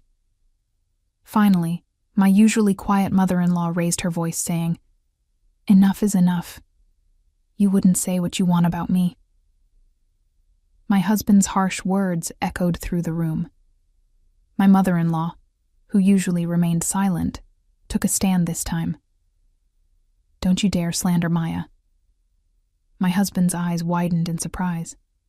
"What, Mom? Are you on Maya's side too? You two are colluding, huh?" But my mother-in-law continued to speak, making a surprising request.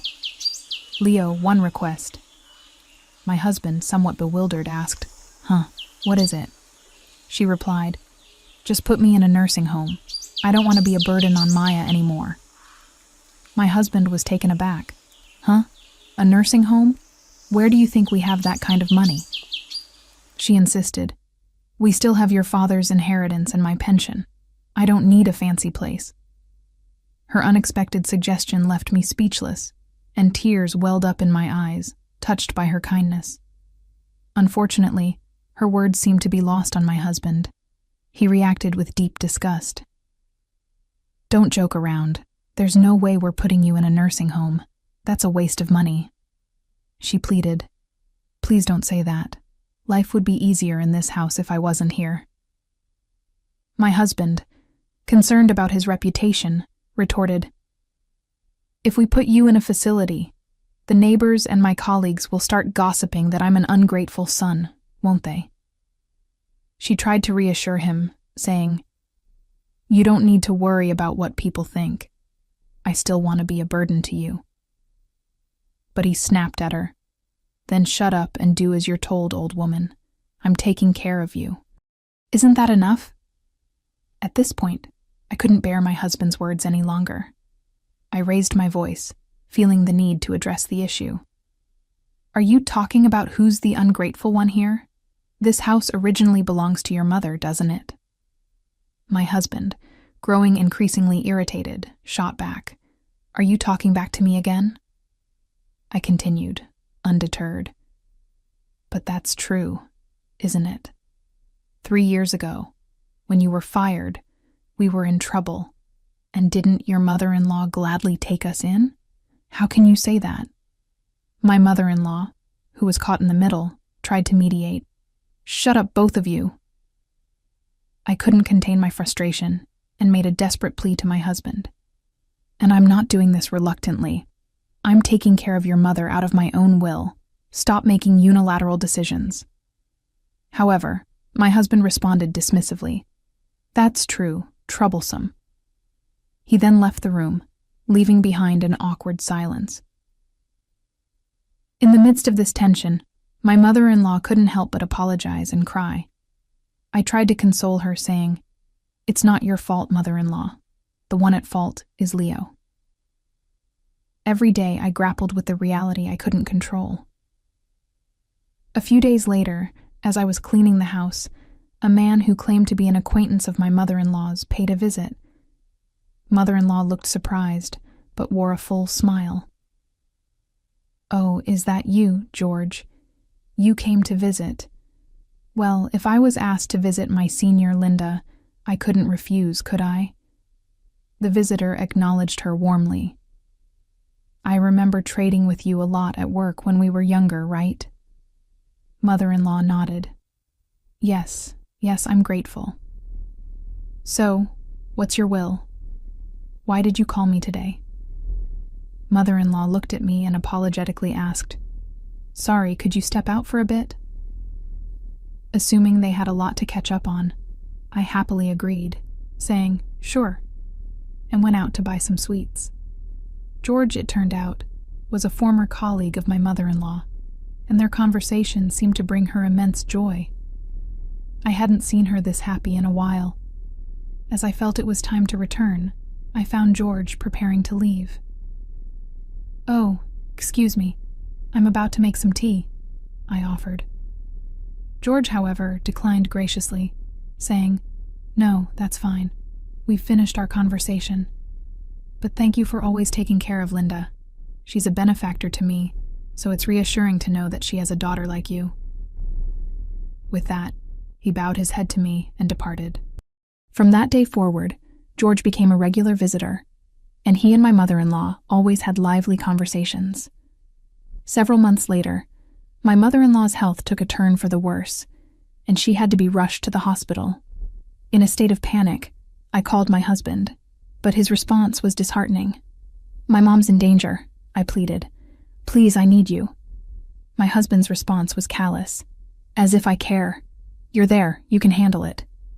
Desperation in my voice, I continued. But the doctor says her condition's unpredictable. Please, I need you. However, my husband was obstinate. No way, I'm leaving for a business trip today. I implored him to reconsider. What do we do now of all times? Please try to cancel it. But my husband's response was cold and unyielding. Are you stupid? There's no way. My husband hung up abruptly, leaving me in a state of confusion. I slumped down in front of my mother-in-law's hospital room, overwhelmed by the situation. My thoughts raced. How could he go on a business trip while his mother was in this critical state? It felt incredibly cruel. How could I break this news to my ailing mother-in-law? Just as I was sinking into despair, George appeared, offering support. "Maya, what's wrong?" George asked. "Something happened, right? Let's go to your mother-in-law's room for now." I nodded, appreciating his understanding. We entered the room together, and my mother-in-law looked at us, struggling to speak. "George, you're here. So, does that mean you did what I asked?" she inquired. George replied, "Yeah, but are you sure about this?" My mother-in-law nodded firmly. "Of course. I have to clear things up before I go, don't I? I understand." She then reached out, weakly taking my hand. "Maya, there's something I want you to know." I asked, "What is it?" She began to reveal a shocking truth. "My son has been withdrawing money from my account meant for my pension and spending it on his mistress. He's been having an affair. He's a man who treated me like a maid." Tears welled in her eyes as she continued. "I had some idea from the start, but to think he was even taking money from his mother's pension." My husband's actions left me speechless. My mother-in-law had asked George to investigate this matter. "George," she said, "please record what I'm about to say. It will be my last will." George nodded and took out a voice recorder. He carefully recorded her words, ensuring her wishes were documented for the future. It was an overwhelming moment, filled with revelations and emotions. "The use of this recording is in your hands, Maya," my mother-in-law said. "Up to me?" I asked, feeling the weight of her words. "Yes, I'm the only one who can avenge my mother-in-law," I replied, squeezing her frail hand with determination. The following day, my mother-in-law passed away, entrusting her final wish for justice to me. 2 days later, at the funeral, a large crowd gathered to pay their respects. My husband, ever inappropriate, couldn't resist making comments. "I didn't expect so many people to come," he remarked callously. "It's a great opportunity to show off my skills as the chief mourner." I couldn't contain my anger. "What are you talking about? You weren't even there when she passed." Ignoring my reproach, he continued casually, "I'll make everyone cry with my touching eulogy. My bosses from work are here too. If they're moved by how filial I am, it could boost my reputation and lead to a promotion. Just kidding." My frustration was building. "How can you act like this when your mother just passed away?" But he remained indifferent. "Just think about it. Now that Mom's gone, I'll get Dad's inheritance. I'm so lucky." I tried to control my seething anger as my husband cheerfully delivered the eulogy. He spoke about the 3 years of devotion in caring for his mother. Then, with feigned tears in his eyes, declared, "But in vain, she has passed away. I have no regrets." I stood proudly, knowing that I had been able to support my mother until the end. During my husband's eulogy, sobs could be heard from the audience, and he seemed to revel in the emotional reaction he was evoking. He spoke with an air of drama, as though he had always been a dutiful son. The attendees, unaware of the truth, listened to his words with tears in their eyes.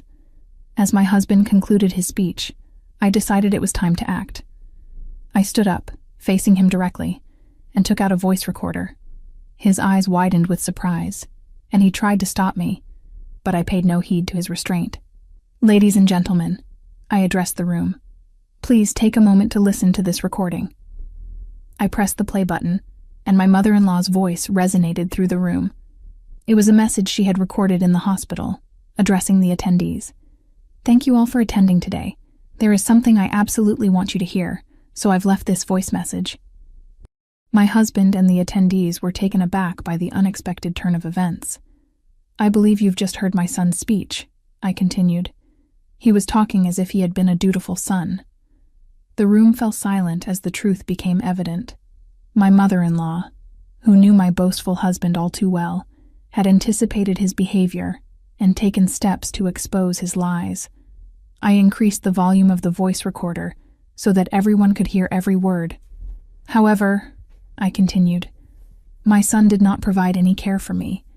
In fact, he just kept shouting at me and my daughter-in-law Maya. With the evidence of my husband's verbal abuse exposed, his face turned red, and he shouted for me to stop. Ignoring his outburst, I continued to play the recording. The attendees in the room were filled with anger, while my husband's face turned pale. My mother-in-law, speaking from beyond, revealed that he had been taking her pension without her permission and giving it to another woman. Her old friend had uncovered the shocking fact. The room was in uproar, and my husband was in a panic, shouting for some form of assistance, which was nowhere to be found. My mother-in-law delivered a final, impactful request from heaven. She implored everyone not to give her inheritance to her son, asking that it be donated or destroyed. She expressed her unforgiving stance toward him and sought the help of those present. As the recorded voice ceased, my husband's pleas fell on deaf ears. The attendees were giving him cold stares, and I looked down at him with a cold demeanor. "Can you comprehend the consequences of your actions?" I said icily. "You abandoned the care of your mother and were having an affair. You've learned a valuable lesson from all of this, haven't you?" My husband, in desperation, implored me not to say something that would further condemn him. But I made it clear that I would never forgive him. After tormenting his mother and belittling others, he would have to face the consequences on his own. Amid the cold stares from the attendees, my husband collapsed to the ground, his face drained of color. After this revelation, I decided to divorce my husband. With my mother-in-law's passing, there was no reason for me to remain in a marriage tainted by his actions. I later learned that my ex-husband had been fired from his job, and it wasn't surprising since his boss had attended the funeral and likely learned of his misdeeds. In the aftermath, I demanded alimony from my ex-husband, which infuriated his mistress, leading her to promptly end their relationship. A few months later, my ex-husband found a new job through George's introduction, which, as I would discover, was all part of my mother-in-law's plan. He was employed at a company known to George, and from his salary, I received the alimony payments every month without fail. Meanwhile, I began living independently with the financial support left to me by my mother-in-law. George, who was genuinely concerned about my well-being, even helped me secure a full-time job. This, as it turned out, was in accordance with my mother-in-law's will. I can never express enough gratitude to my mother-in-law for all she had done for me. I stood before her grave, offering a prayer of thanks from the depths of my heart. "Thank you so much, mother-in-law," I whispered, making a solemn promise to myself that I would cherish and make the most of the life she had made possible for me.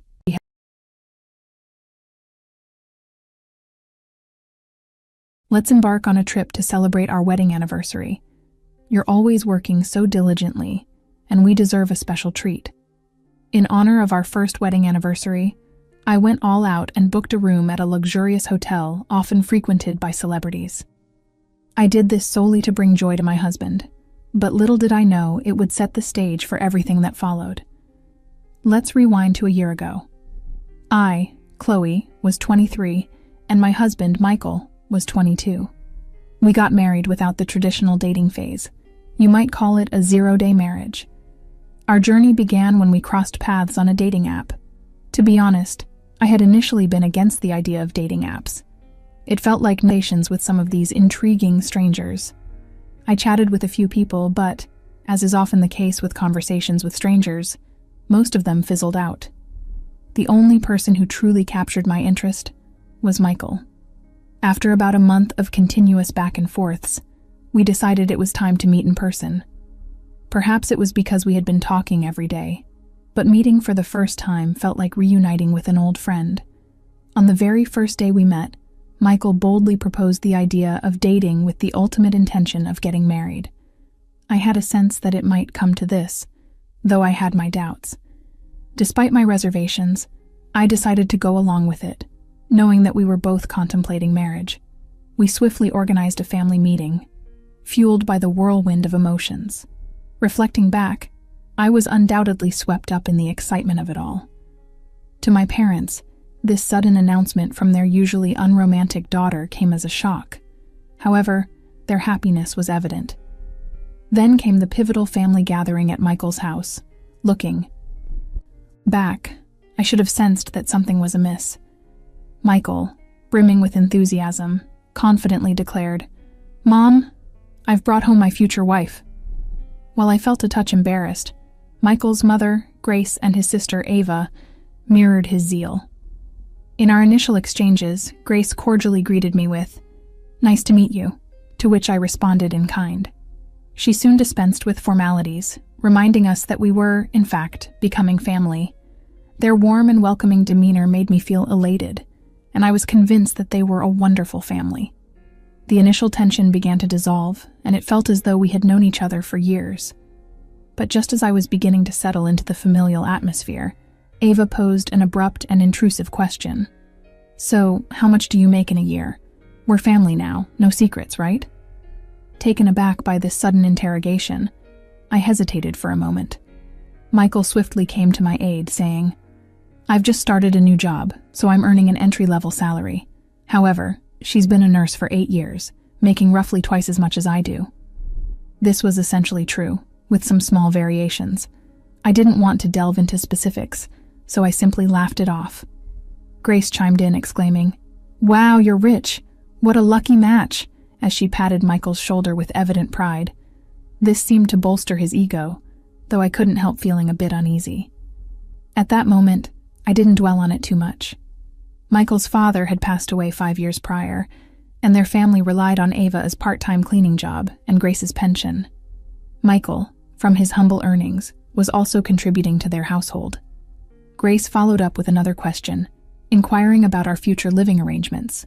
I answered, "We're planning to live in an apartment." Then I added, "Actually, I bought a condo last year, thinking I might not get married, so we're planning to live there." Ava's response was somewhat surprising, expressing her admiration. "You own a condo? That must be nice. It's great that you're well off. You should thank Michael."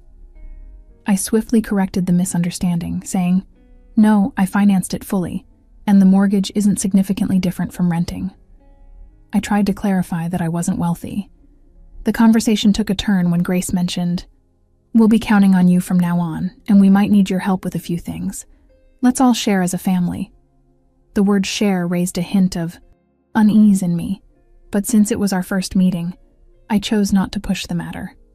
I responded with a polite, "Thank you. I look forward to your guidance, and please feel free to reach out if there's anything we can assist with. I must make some improvements with my financial management." With that thought in mind, I left for the day. Neither of us enjoys being the center of attention, so we decided to forgo a traditional wedding ceremony and simply filed the marriage paperwork. Given my line of work, I seldom wore a ring, so a modest one sufficed. There was no grand engagement ring or a fairy tale proposal, but I had come to terms with it, understanding that this is how things often unfold. After our wedding, we both continued to work diligently. I took charge of our finances, saving bit by bit to build a modest financial cushion for our future. However, about 3 months into our marriage, an incident took place. I noticed that $4,000 had been withdrawn from our joint bank account a few days earlier. The only person who could have made this transaction was Michael. That evening, I confronted him. "Did you know that $4,000 was taken from our bank account? If you didn't, we need to contact the bank," I said. Michael appeared startled for a moment, but quickly became defensive, saying, "I lent it to my mom because she said she needed it. It's just a loan. What's the big deal? It's my money too." I was furious and shot back. "Why would you do that without informing me? We could have discussed it." "Yes, it's your money, but it's ours too. When will it be paid back?" Michael retorted, "Who cares? She's family and she won't run away. You're too uptight about money." Michael always grew arrogant during our arguments, and honestly, it was exhausting. However, my suspicion lingered. I had witnessed Michael's mom tell us that she had won $500 on a slot machine, so I suspected that she might be gambling, considering their financial situation. They weren't in dire straits. They owned their home, and there was a pension along with Ava's part-time income. Their priority wasn't appearances, so they often wore the same clothes and opted for instant meals, since they didn't enjoy cooking. However, The $4,000 incident marked a change within me. Up to that point, our savings were pooled together, with me contributing more. But after the incident, I decided to start saving extra money separately. At this point, Michael seemed content, especially as long as the in-law situation remained dormant since he was employed. Then came our first wedding anniversary. We weren't typically extravagant, but I thought we could indulge a bit for this special occasion. I was thrilled to announce a surprise trip when I arrived home. However, Ava was already there. Lately, she had been showing up frequently, having dinner, and then leaving. I was starting to feel stressed about encountering Ava at home after a long day of work. In hindsight, the timing for revealing the trip was ill-advised. My enthusiasm about securing a reservation at a luxury hotel had likely played a part in the timing. Michael's eyes lit up upon hearing about the trip, but it was Ava's reaction that stood out the most. "What? That hotel they advertise on TV? That's not fair. How did you manage to book a luxury hotel?" I confidently explained, "We've never had a trip just the two of us, so we decided to treat ourselves." I was glued to the computer on the day the bookings opened, and since the slots fill up in an instant, it was a nerve-wracking experience. I shared this with my sister-in-law, who retorted, "Wow, how unfair of you.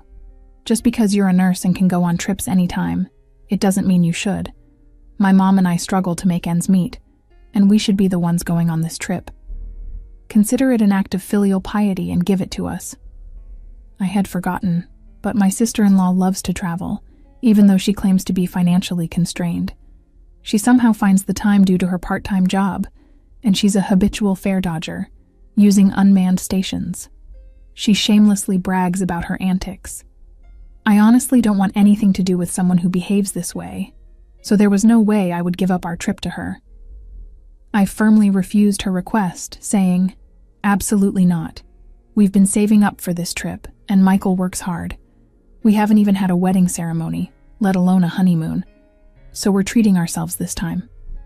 My sister-in-law, looking displeased, turned to Michael and commented, "You married an awful wife who can't even appreciate her in-laws. This is what happens when someone in the family marries a weirdo.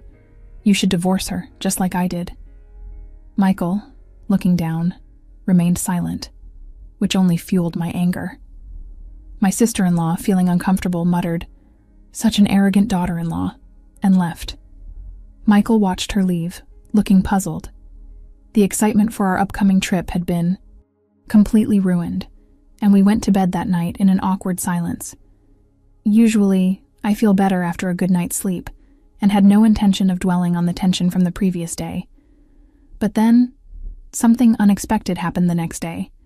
Michael said something unbelievable. When I got home from work, he informed me that he intended to go on the trip with my mom and sister, making it the four of them. I couldn't comprehend what he was saying, and I was, of course, against it. I had noticed Michael's phone buzzing with texts late into the night, and I was sure that my sister-in-law and mother-in-law had been filling his head with nonsense. Michael argued, "I never thought you'd be so heartless. Marriage is about families coming together, not just individuals. If you're going to be like that, then you don't have to go." Am I wrong? I firmly disagreed with his perspective. While I understood the importance of family, I believed that it wasn't the point in this situation. It seemed like he had been manipulated by his family since the previous night. Our disagreement led nowhere, and I was saddened that a trip meant to bring joy had turned into this. The next day, I came home to an awkward atmosphere and was surprised to find my mother-in-law and sister-in-law present. With a smug look, my mother-in-law declared, "Welcome back. We've settled the trip issue. Stop fighting.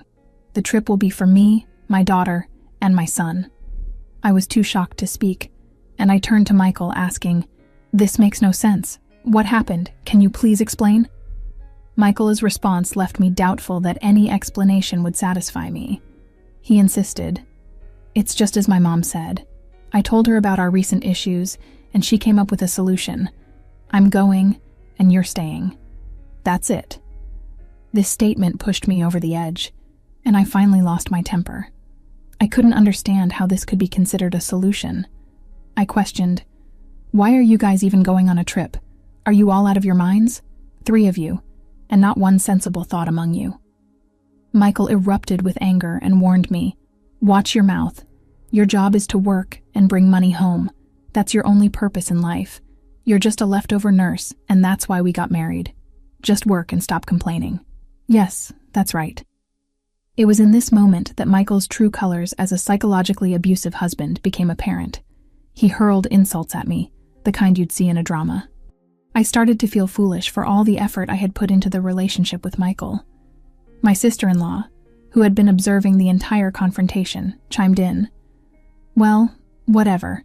We're going on that trip. Fighting won't solve anything. We're leaving, so make up already. I can't take it anymore." The whole situation was unbearable.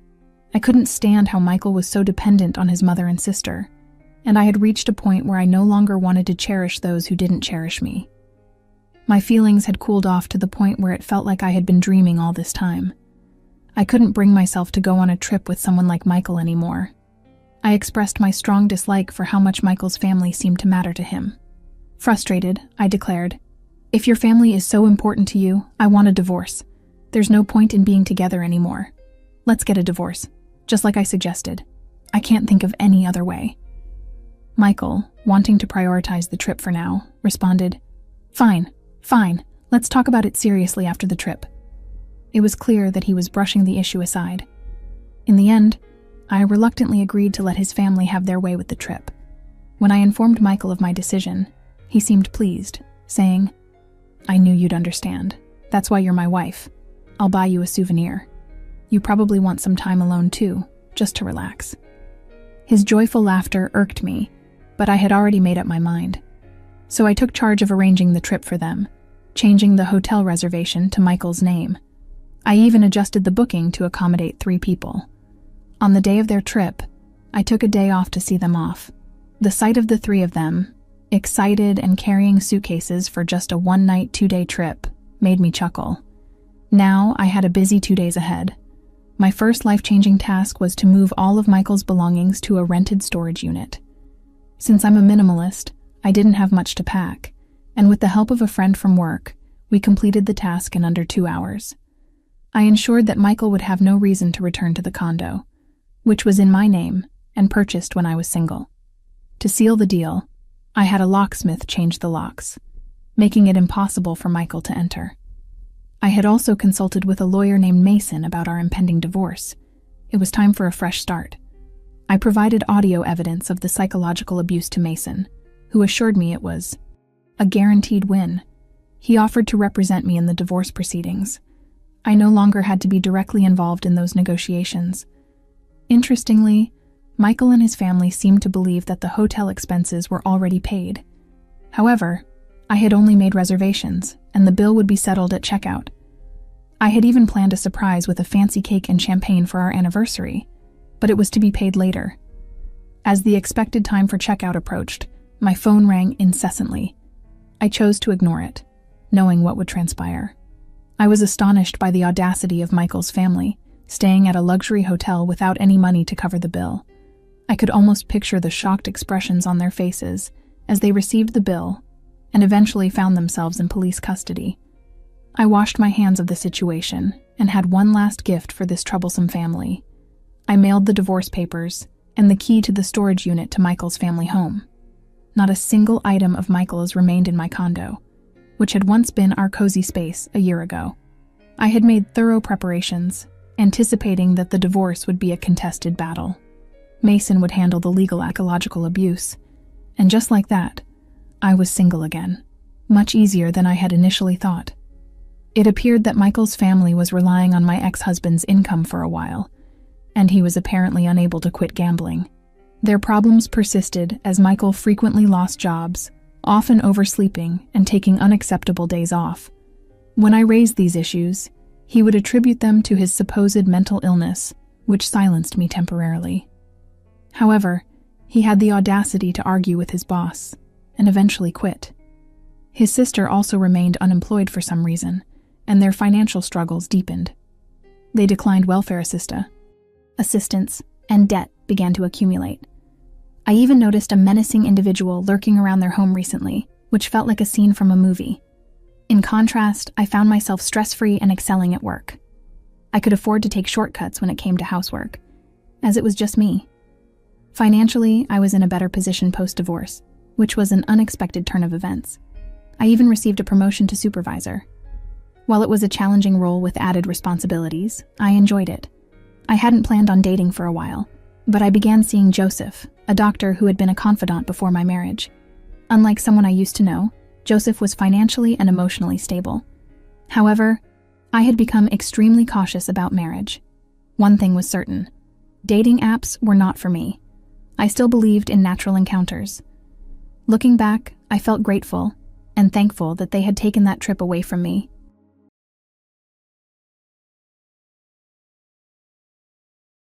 Mia, what are you doing back so early? Who's that, Abigail? Hi, I'm Abigail. This is insane. Relax, come down. Why don't you just shut your mouth and listen to me for a second, all right? That's my robe. You said you'd be back by 7. What time is it? It's not even 4:20, not even 6:30. Why are you back, sir? You know what? Just pick up your stuff and get lost for a couple of hours, all right? You have 20 seconds to disappear, honey. You heard her. But wait, time's up. You're still here. Oh God, stupid. I believe, where were we? Where are you going? Leaving you, leaving me. And where exactly are you going? Mia, to your God-forsaken town where I saved you from. Or to your mother, who is not with us anymore. I know you're going to your friends, which I highly doubt you have any. Nobody wants you. Nobody. And the card that you have, I'm going to block it. Without me, you're going to be nothing. Living in me means living on my money. So I guess you're going to end up under a bridge, desperately looking for a job with people that surround you. They will take pity on your situation, which I believe is going to go from bad to worse. Trust me. So if you want to leave, be my guest. Turning to the wife. Hello to the wife. Sweetheart, how are you doing? The wife. Hi, Mia. Baby, where are your manners? Say hello to our guest. I see, yeah. Let's have a seat and set the table for 3, please. And then I tell him, you better read it before you raise your voice at me, Mr. Charles. You should have seen his reaction when he saw what was in it. It was amazing. What was there? Well, the less you know, the better for you, sweetheart. You know I got him by the gills so bad. Who the hell do you think you are? He just turned around, went silent, and just went off.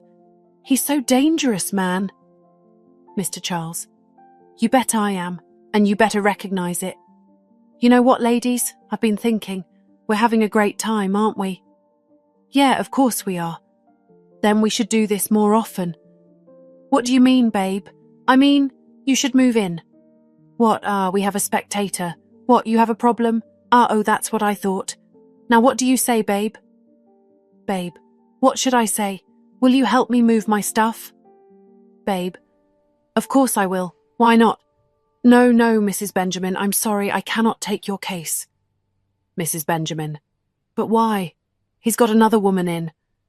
I know what your husband does, Mrs. Benjamin. Your husband is a very, very powerful man, very powerful and very dangerous. Mrs. Benjamin, what? You know, I should really contact him and tell him that I'm talking, but I'm not going to because I really sympathize with this situation. Okay, but I gotta go. What should we do then? Babe, well, we need something more, something bigger. Against a guy like this, you need some serious weapons. Okay, gotta go, right? Hi. Oh, hi, I'm making coffee. You want some?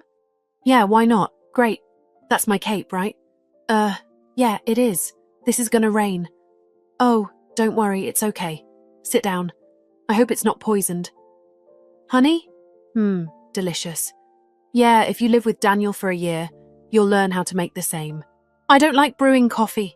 It doesn't matter. He'll make you look so... What's it all about? Let's not beat around the bush. I know exactly why you're with Daniel. And what's that? Money? You won't deny it, but you know it won't last long. Daniel loves me. Daniel loves only himself. Believe me, girl. He loves nothing but himself, and maybe a well-organized home. Everything else is just temporary fun for him. Okay, what's next? Do you want to share some scary stories or propose something? Help me and I'll make you very wealthy. I don't need his money, I want his head. If you help me win, we'll split everything I get from him. 40, 60, and I mean, you don't give up that easily, do you? Okay, it's a deal. So what do I need to do? Well, ladies, how was your day today? Oh, I miss you, Amelia. I can't be without you for long, you know that. I missed you too, but that's my job. What can I do? Yeah, then maybe I should be there too. What do you mean? Take me with you as your secretary. I'll wear a smart look, dress provocatively, and make sure everyone knows I'm with you. That's interesting. Very interesting. But why would I want to do that? Oh my God, just imagine how many things we could do at your workplace. Well, in that case, I'll see you tomorrow at the office for an interview, of course. Yes, that's right. We will enter into a contract with them, but only according to our plan and our conditions. I mean, of course, they're stolen. They have to be. We put them in that position on purpose. We've done this like 1,000 times. Stop worrying, all right? That's right. Yeah, all right. Call me back when you're ready. Goodbye. Hi, cutie pie. What are you doing here? Surprise. Great. Yep. I love surprises. I like it too. Does it look like a weapon? Interesting. Very interesting. Can we do something about it? Not just anything. We can do everything. We can destroy... What's going on here, huh, Mr. Andrew? Lieutenant Gregory Sharp. I'm going to have to ask you to come with us. Really? Why should I come with you? What are you doing here? Government? What's going on in my office, huh? It's not your office anymore. Amelia, what's the deal, Benjamin? You've been charged with financial fraud. Anything you say could be used against you in a court of... This is a joke, right? This is a joke. They're actors. You're pranking me. I didn't do anything.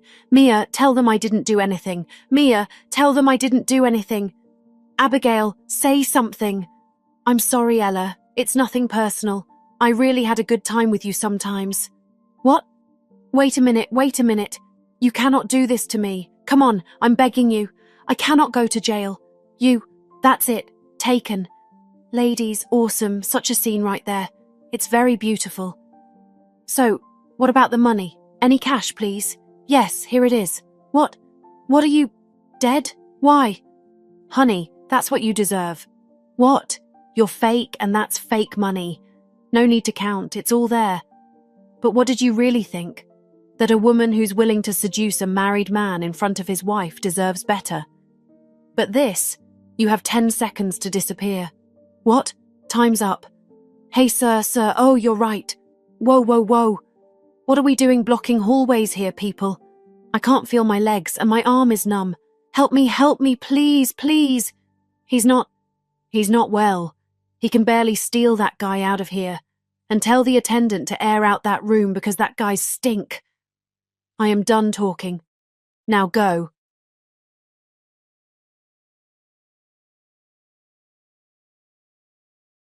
I'm sorry, I have an amazing fiancé now. Are you feeling jealous or envious? It's puzzling how some people who only look down on others can become so unattractive. Her once cute face now seems distorted, and it's not just me. My sister and her husband also look down on my fiancé. My anger reached its peak, surpassing the limits of my patience.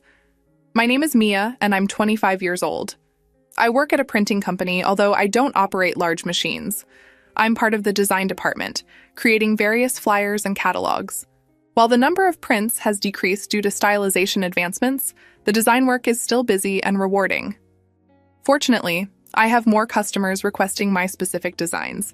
The flyer for the recent Christmas event was a big hit, and receiving such compliments genuinely makes me happy.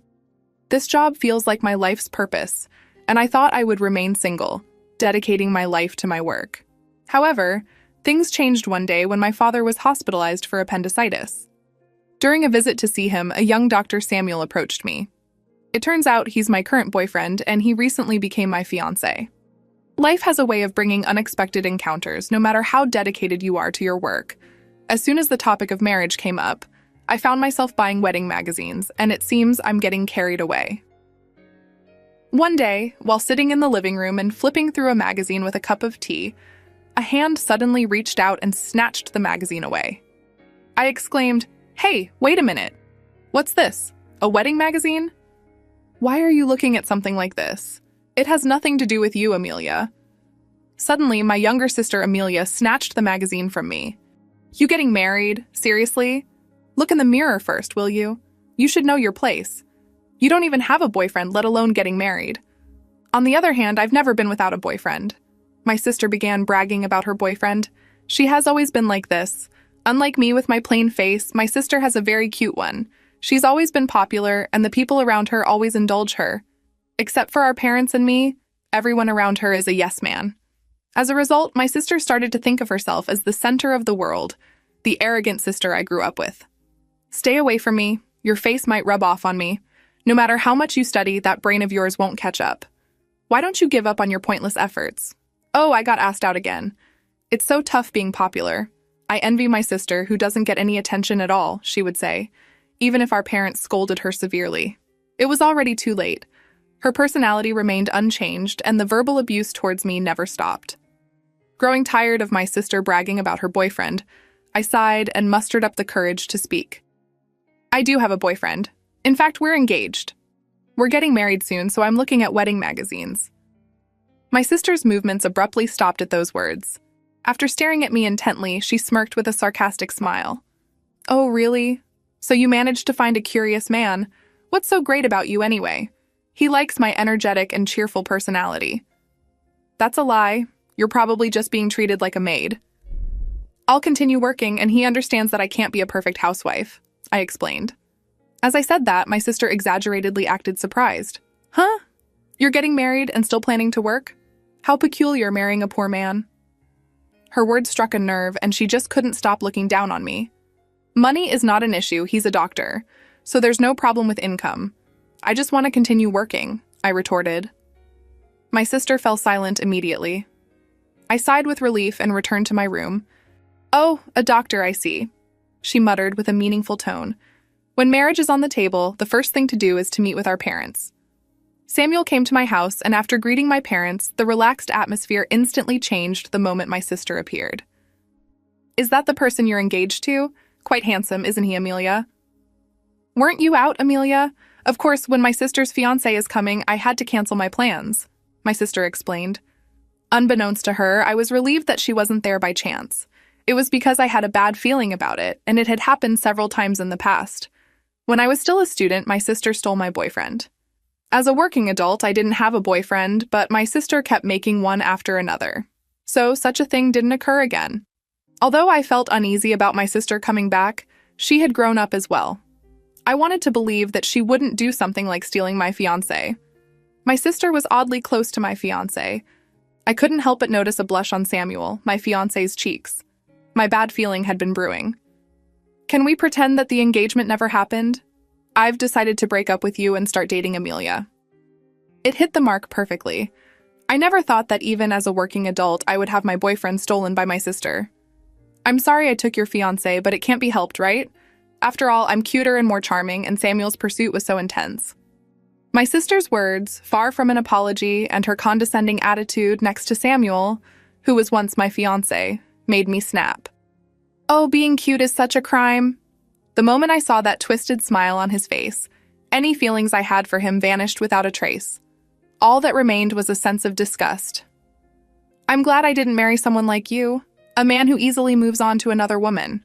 Here, take Amelia as a parting gift. You're just a sore loser. Seriously, you're not attractive at all, even until the end. I'm not saying this out of spite, but I genuinely mean it." It seemed that the two of them, lost in their own delusions, didn't understand how I felt. "It's a waste of time being involved with you two. Goodbye." "You're just making excuses for losing. You're the waste of time here. I never want to see you again. Goodbye," I declared, and they left, looking down on me until the very end. After that, due to my enraged parents, they were banned from seeing our family, and I never met them again.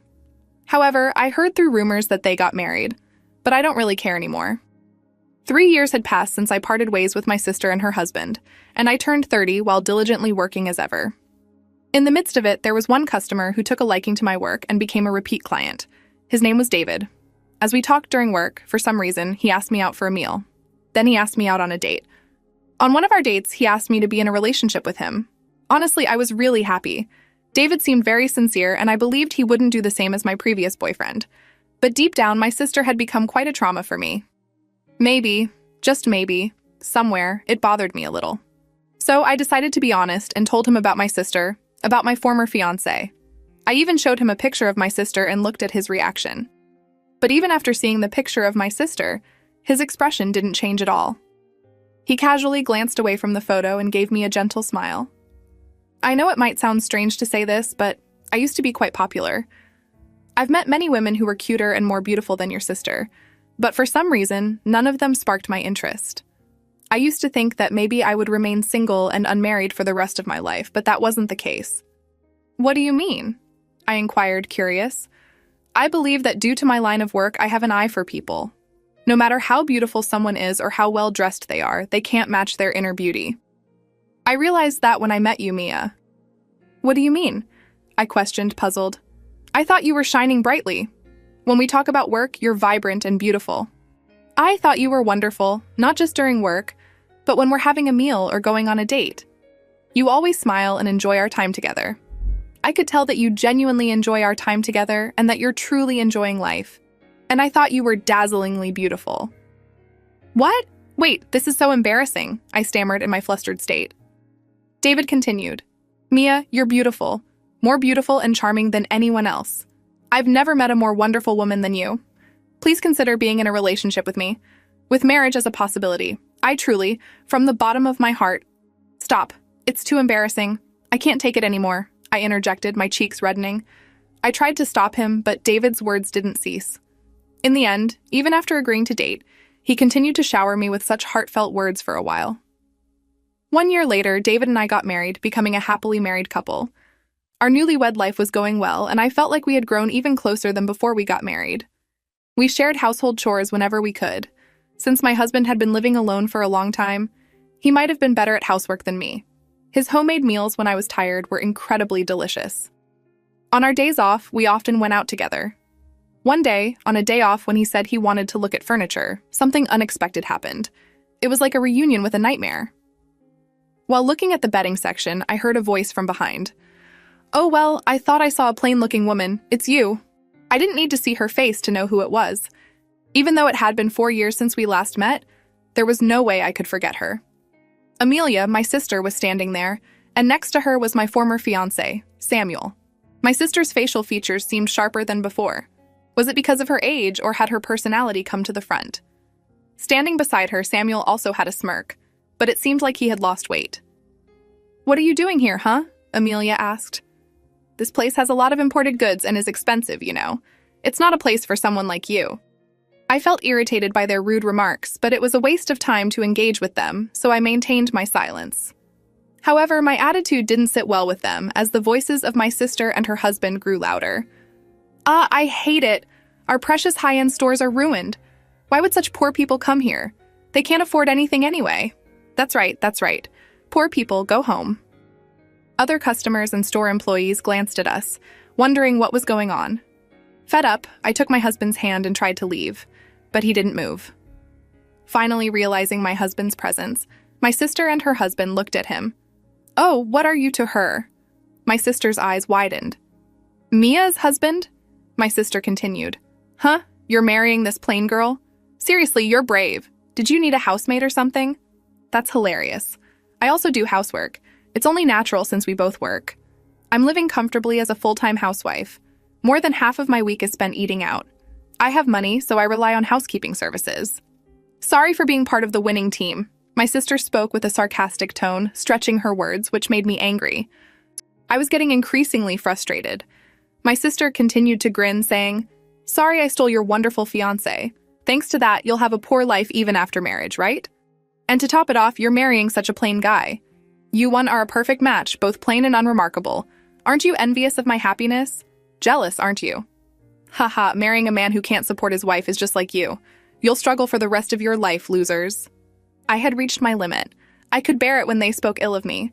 But to speak ill of my husband as well was something I couldn't tolerate. Listen, that's enough. I finally spoke up. Mia, it's fine.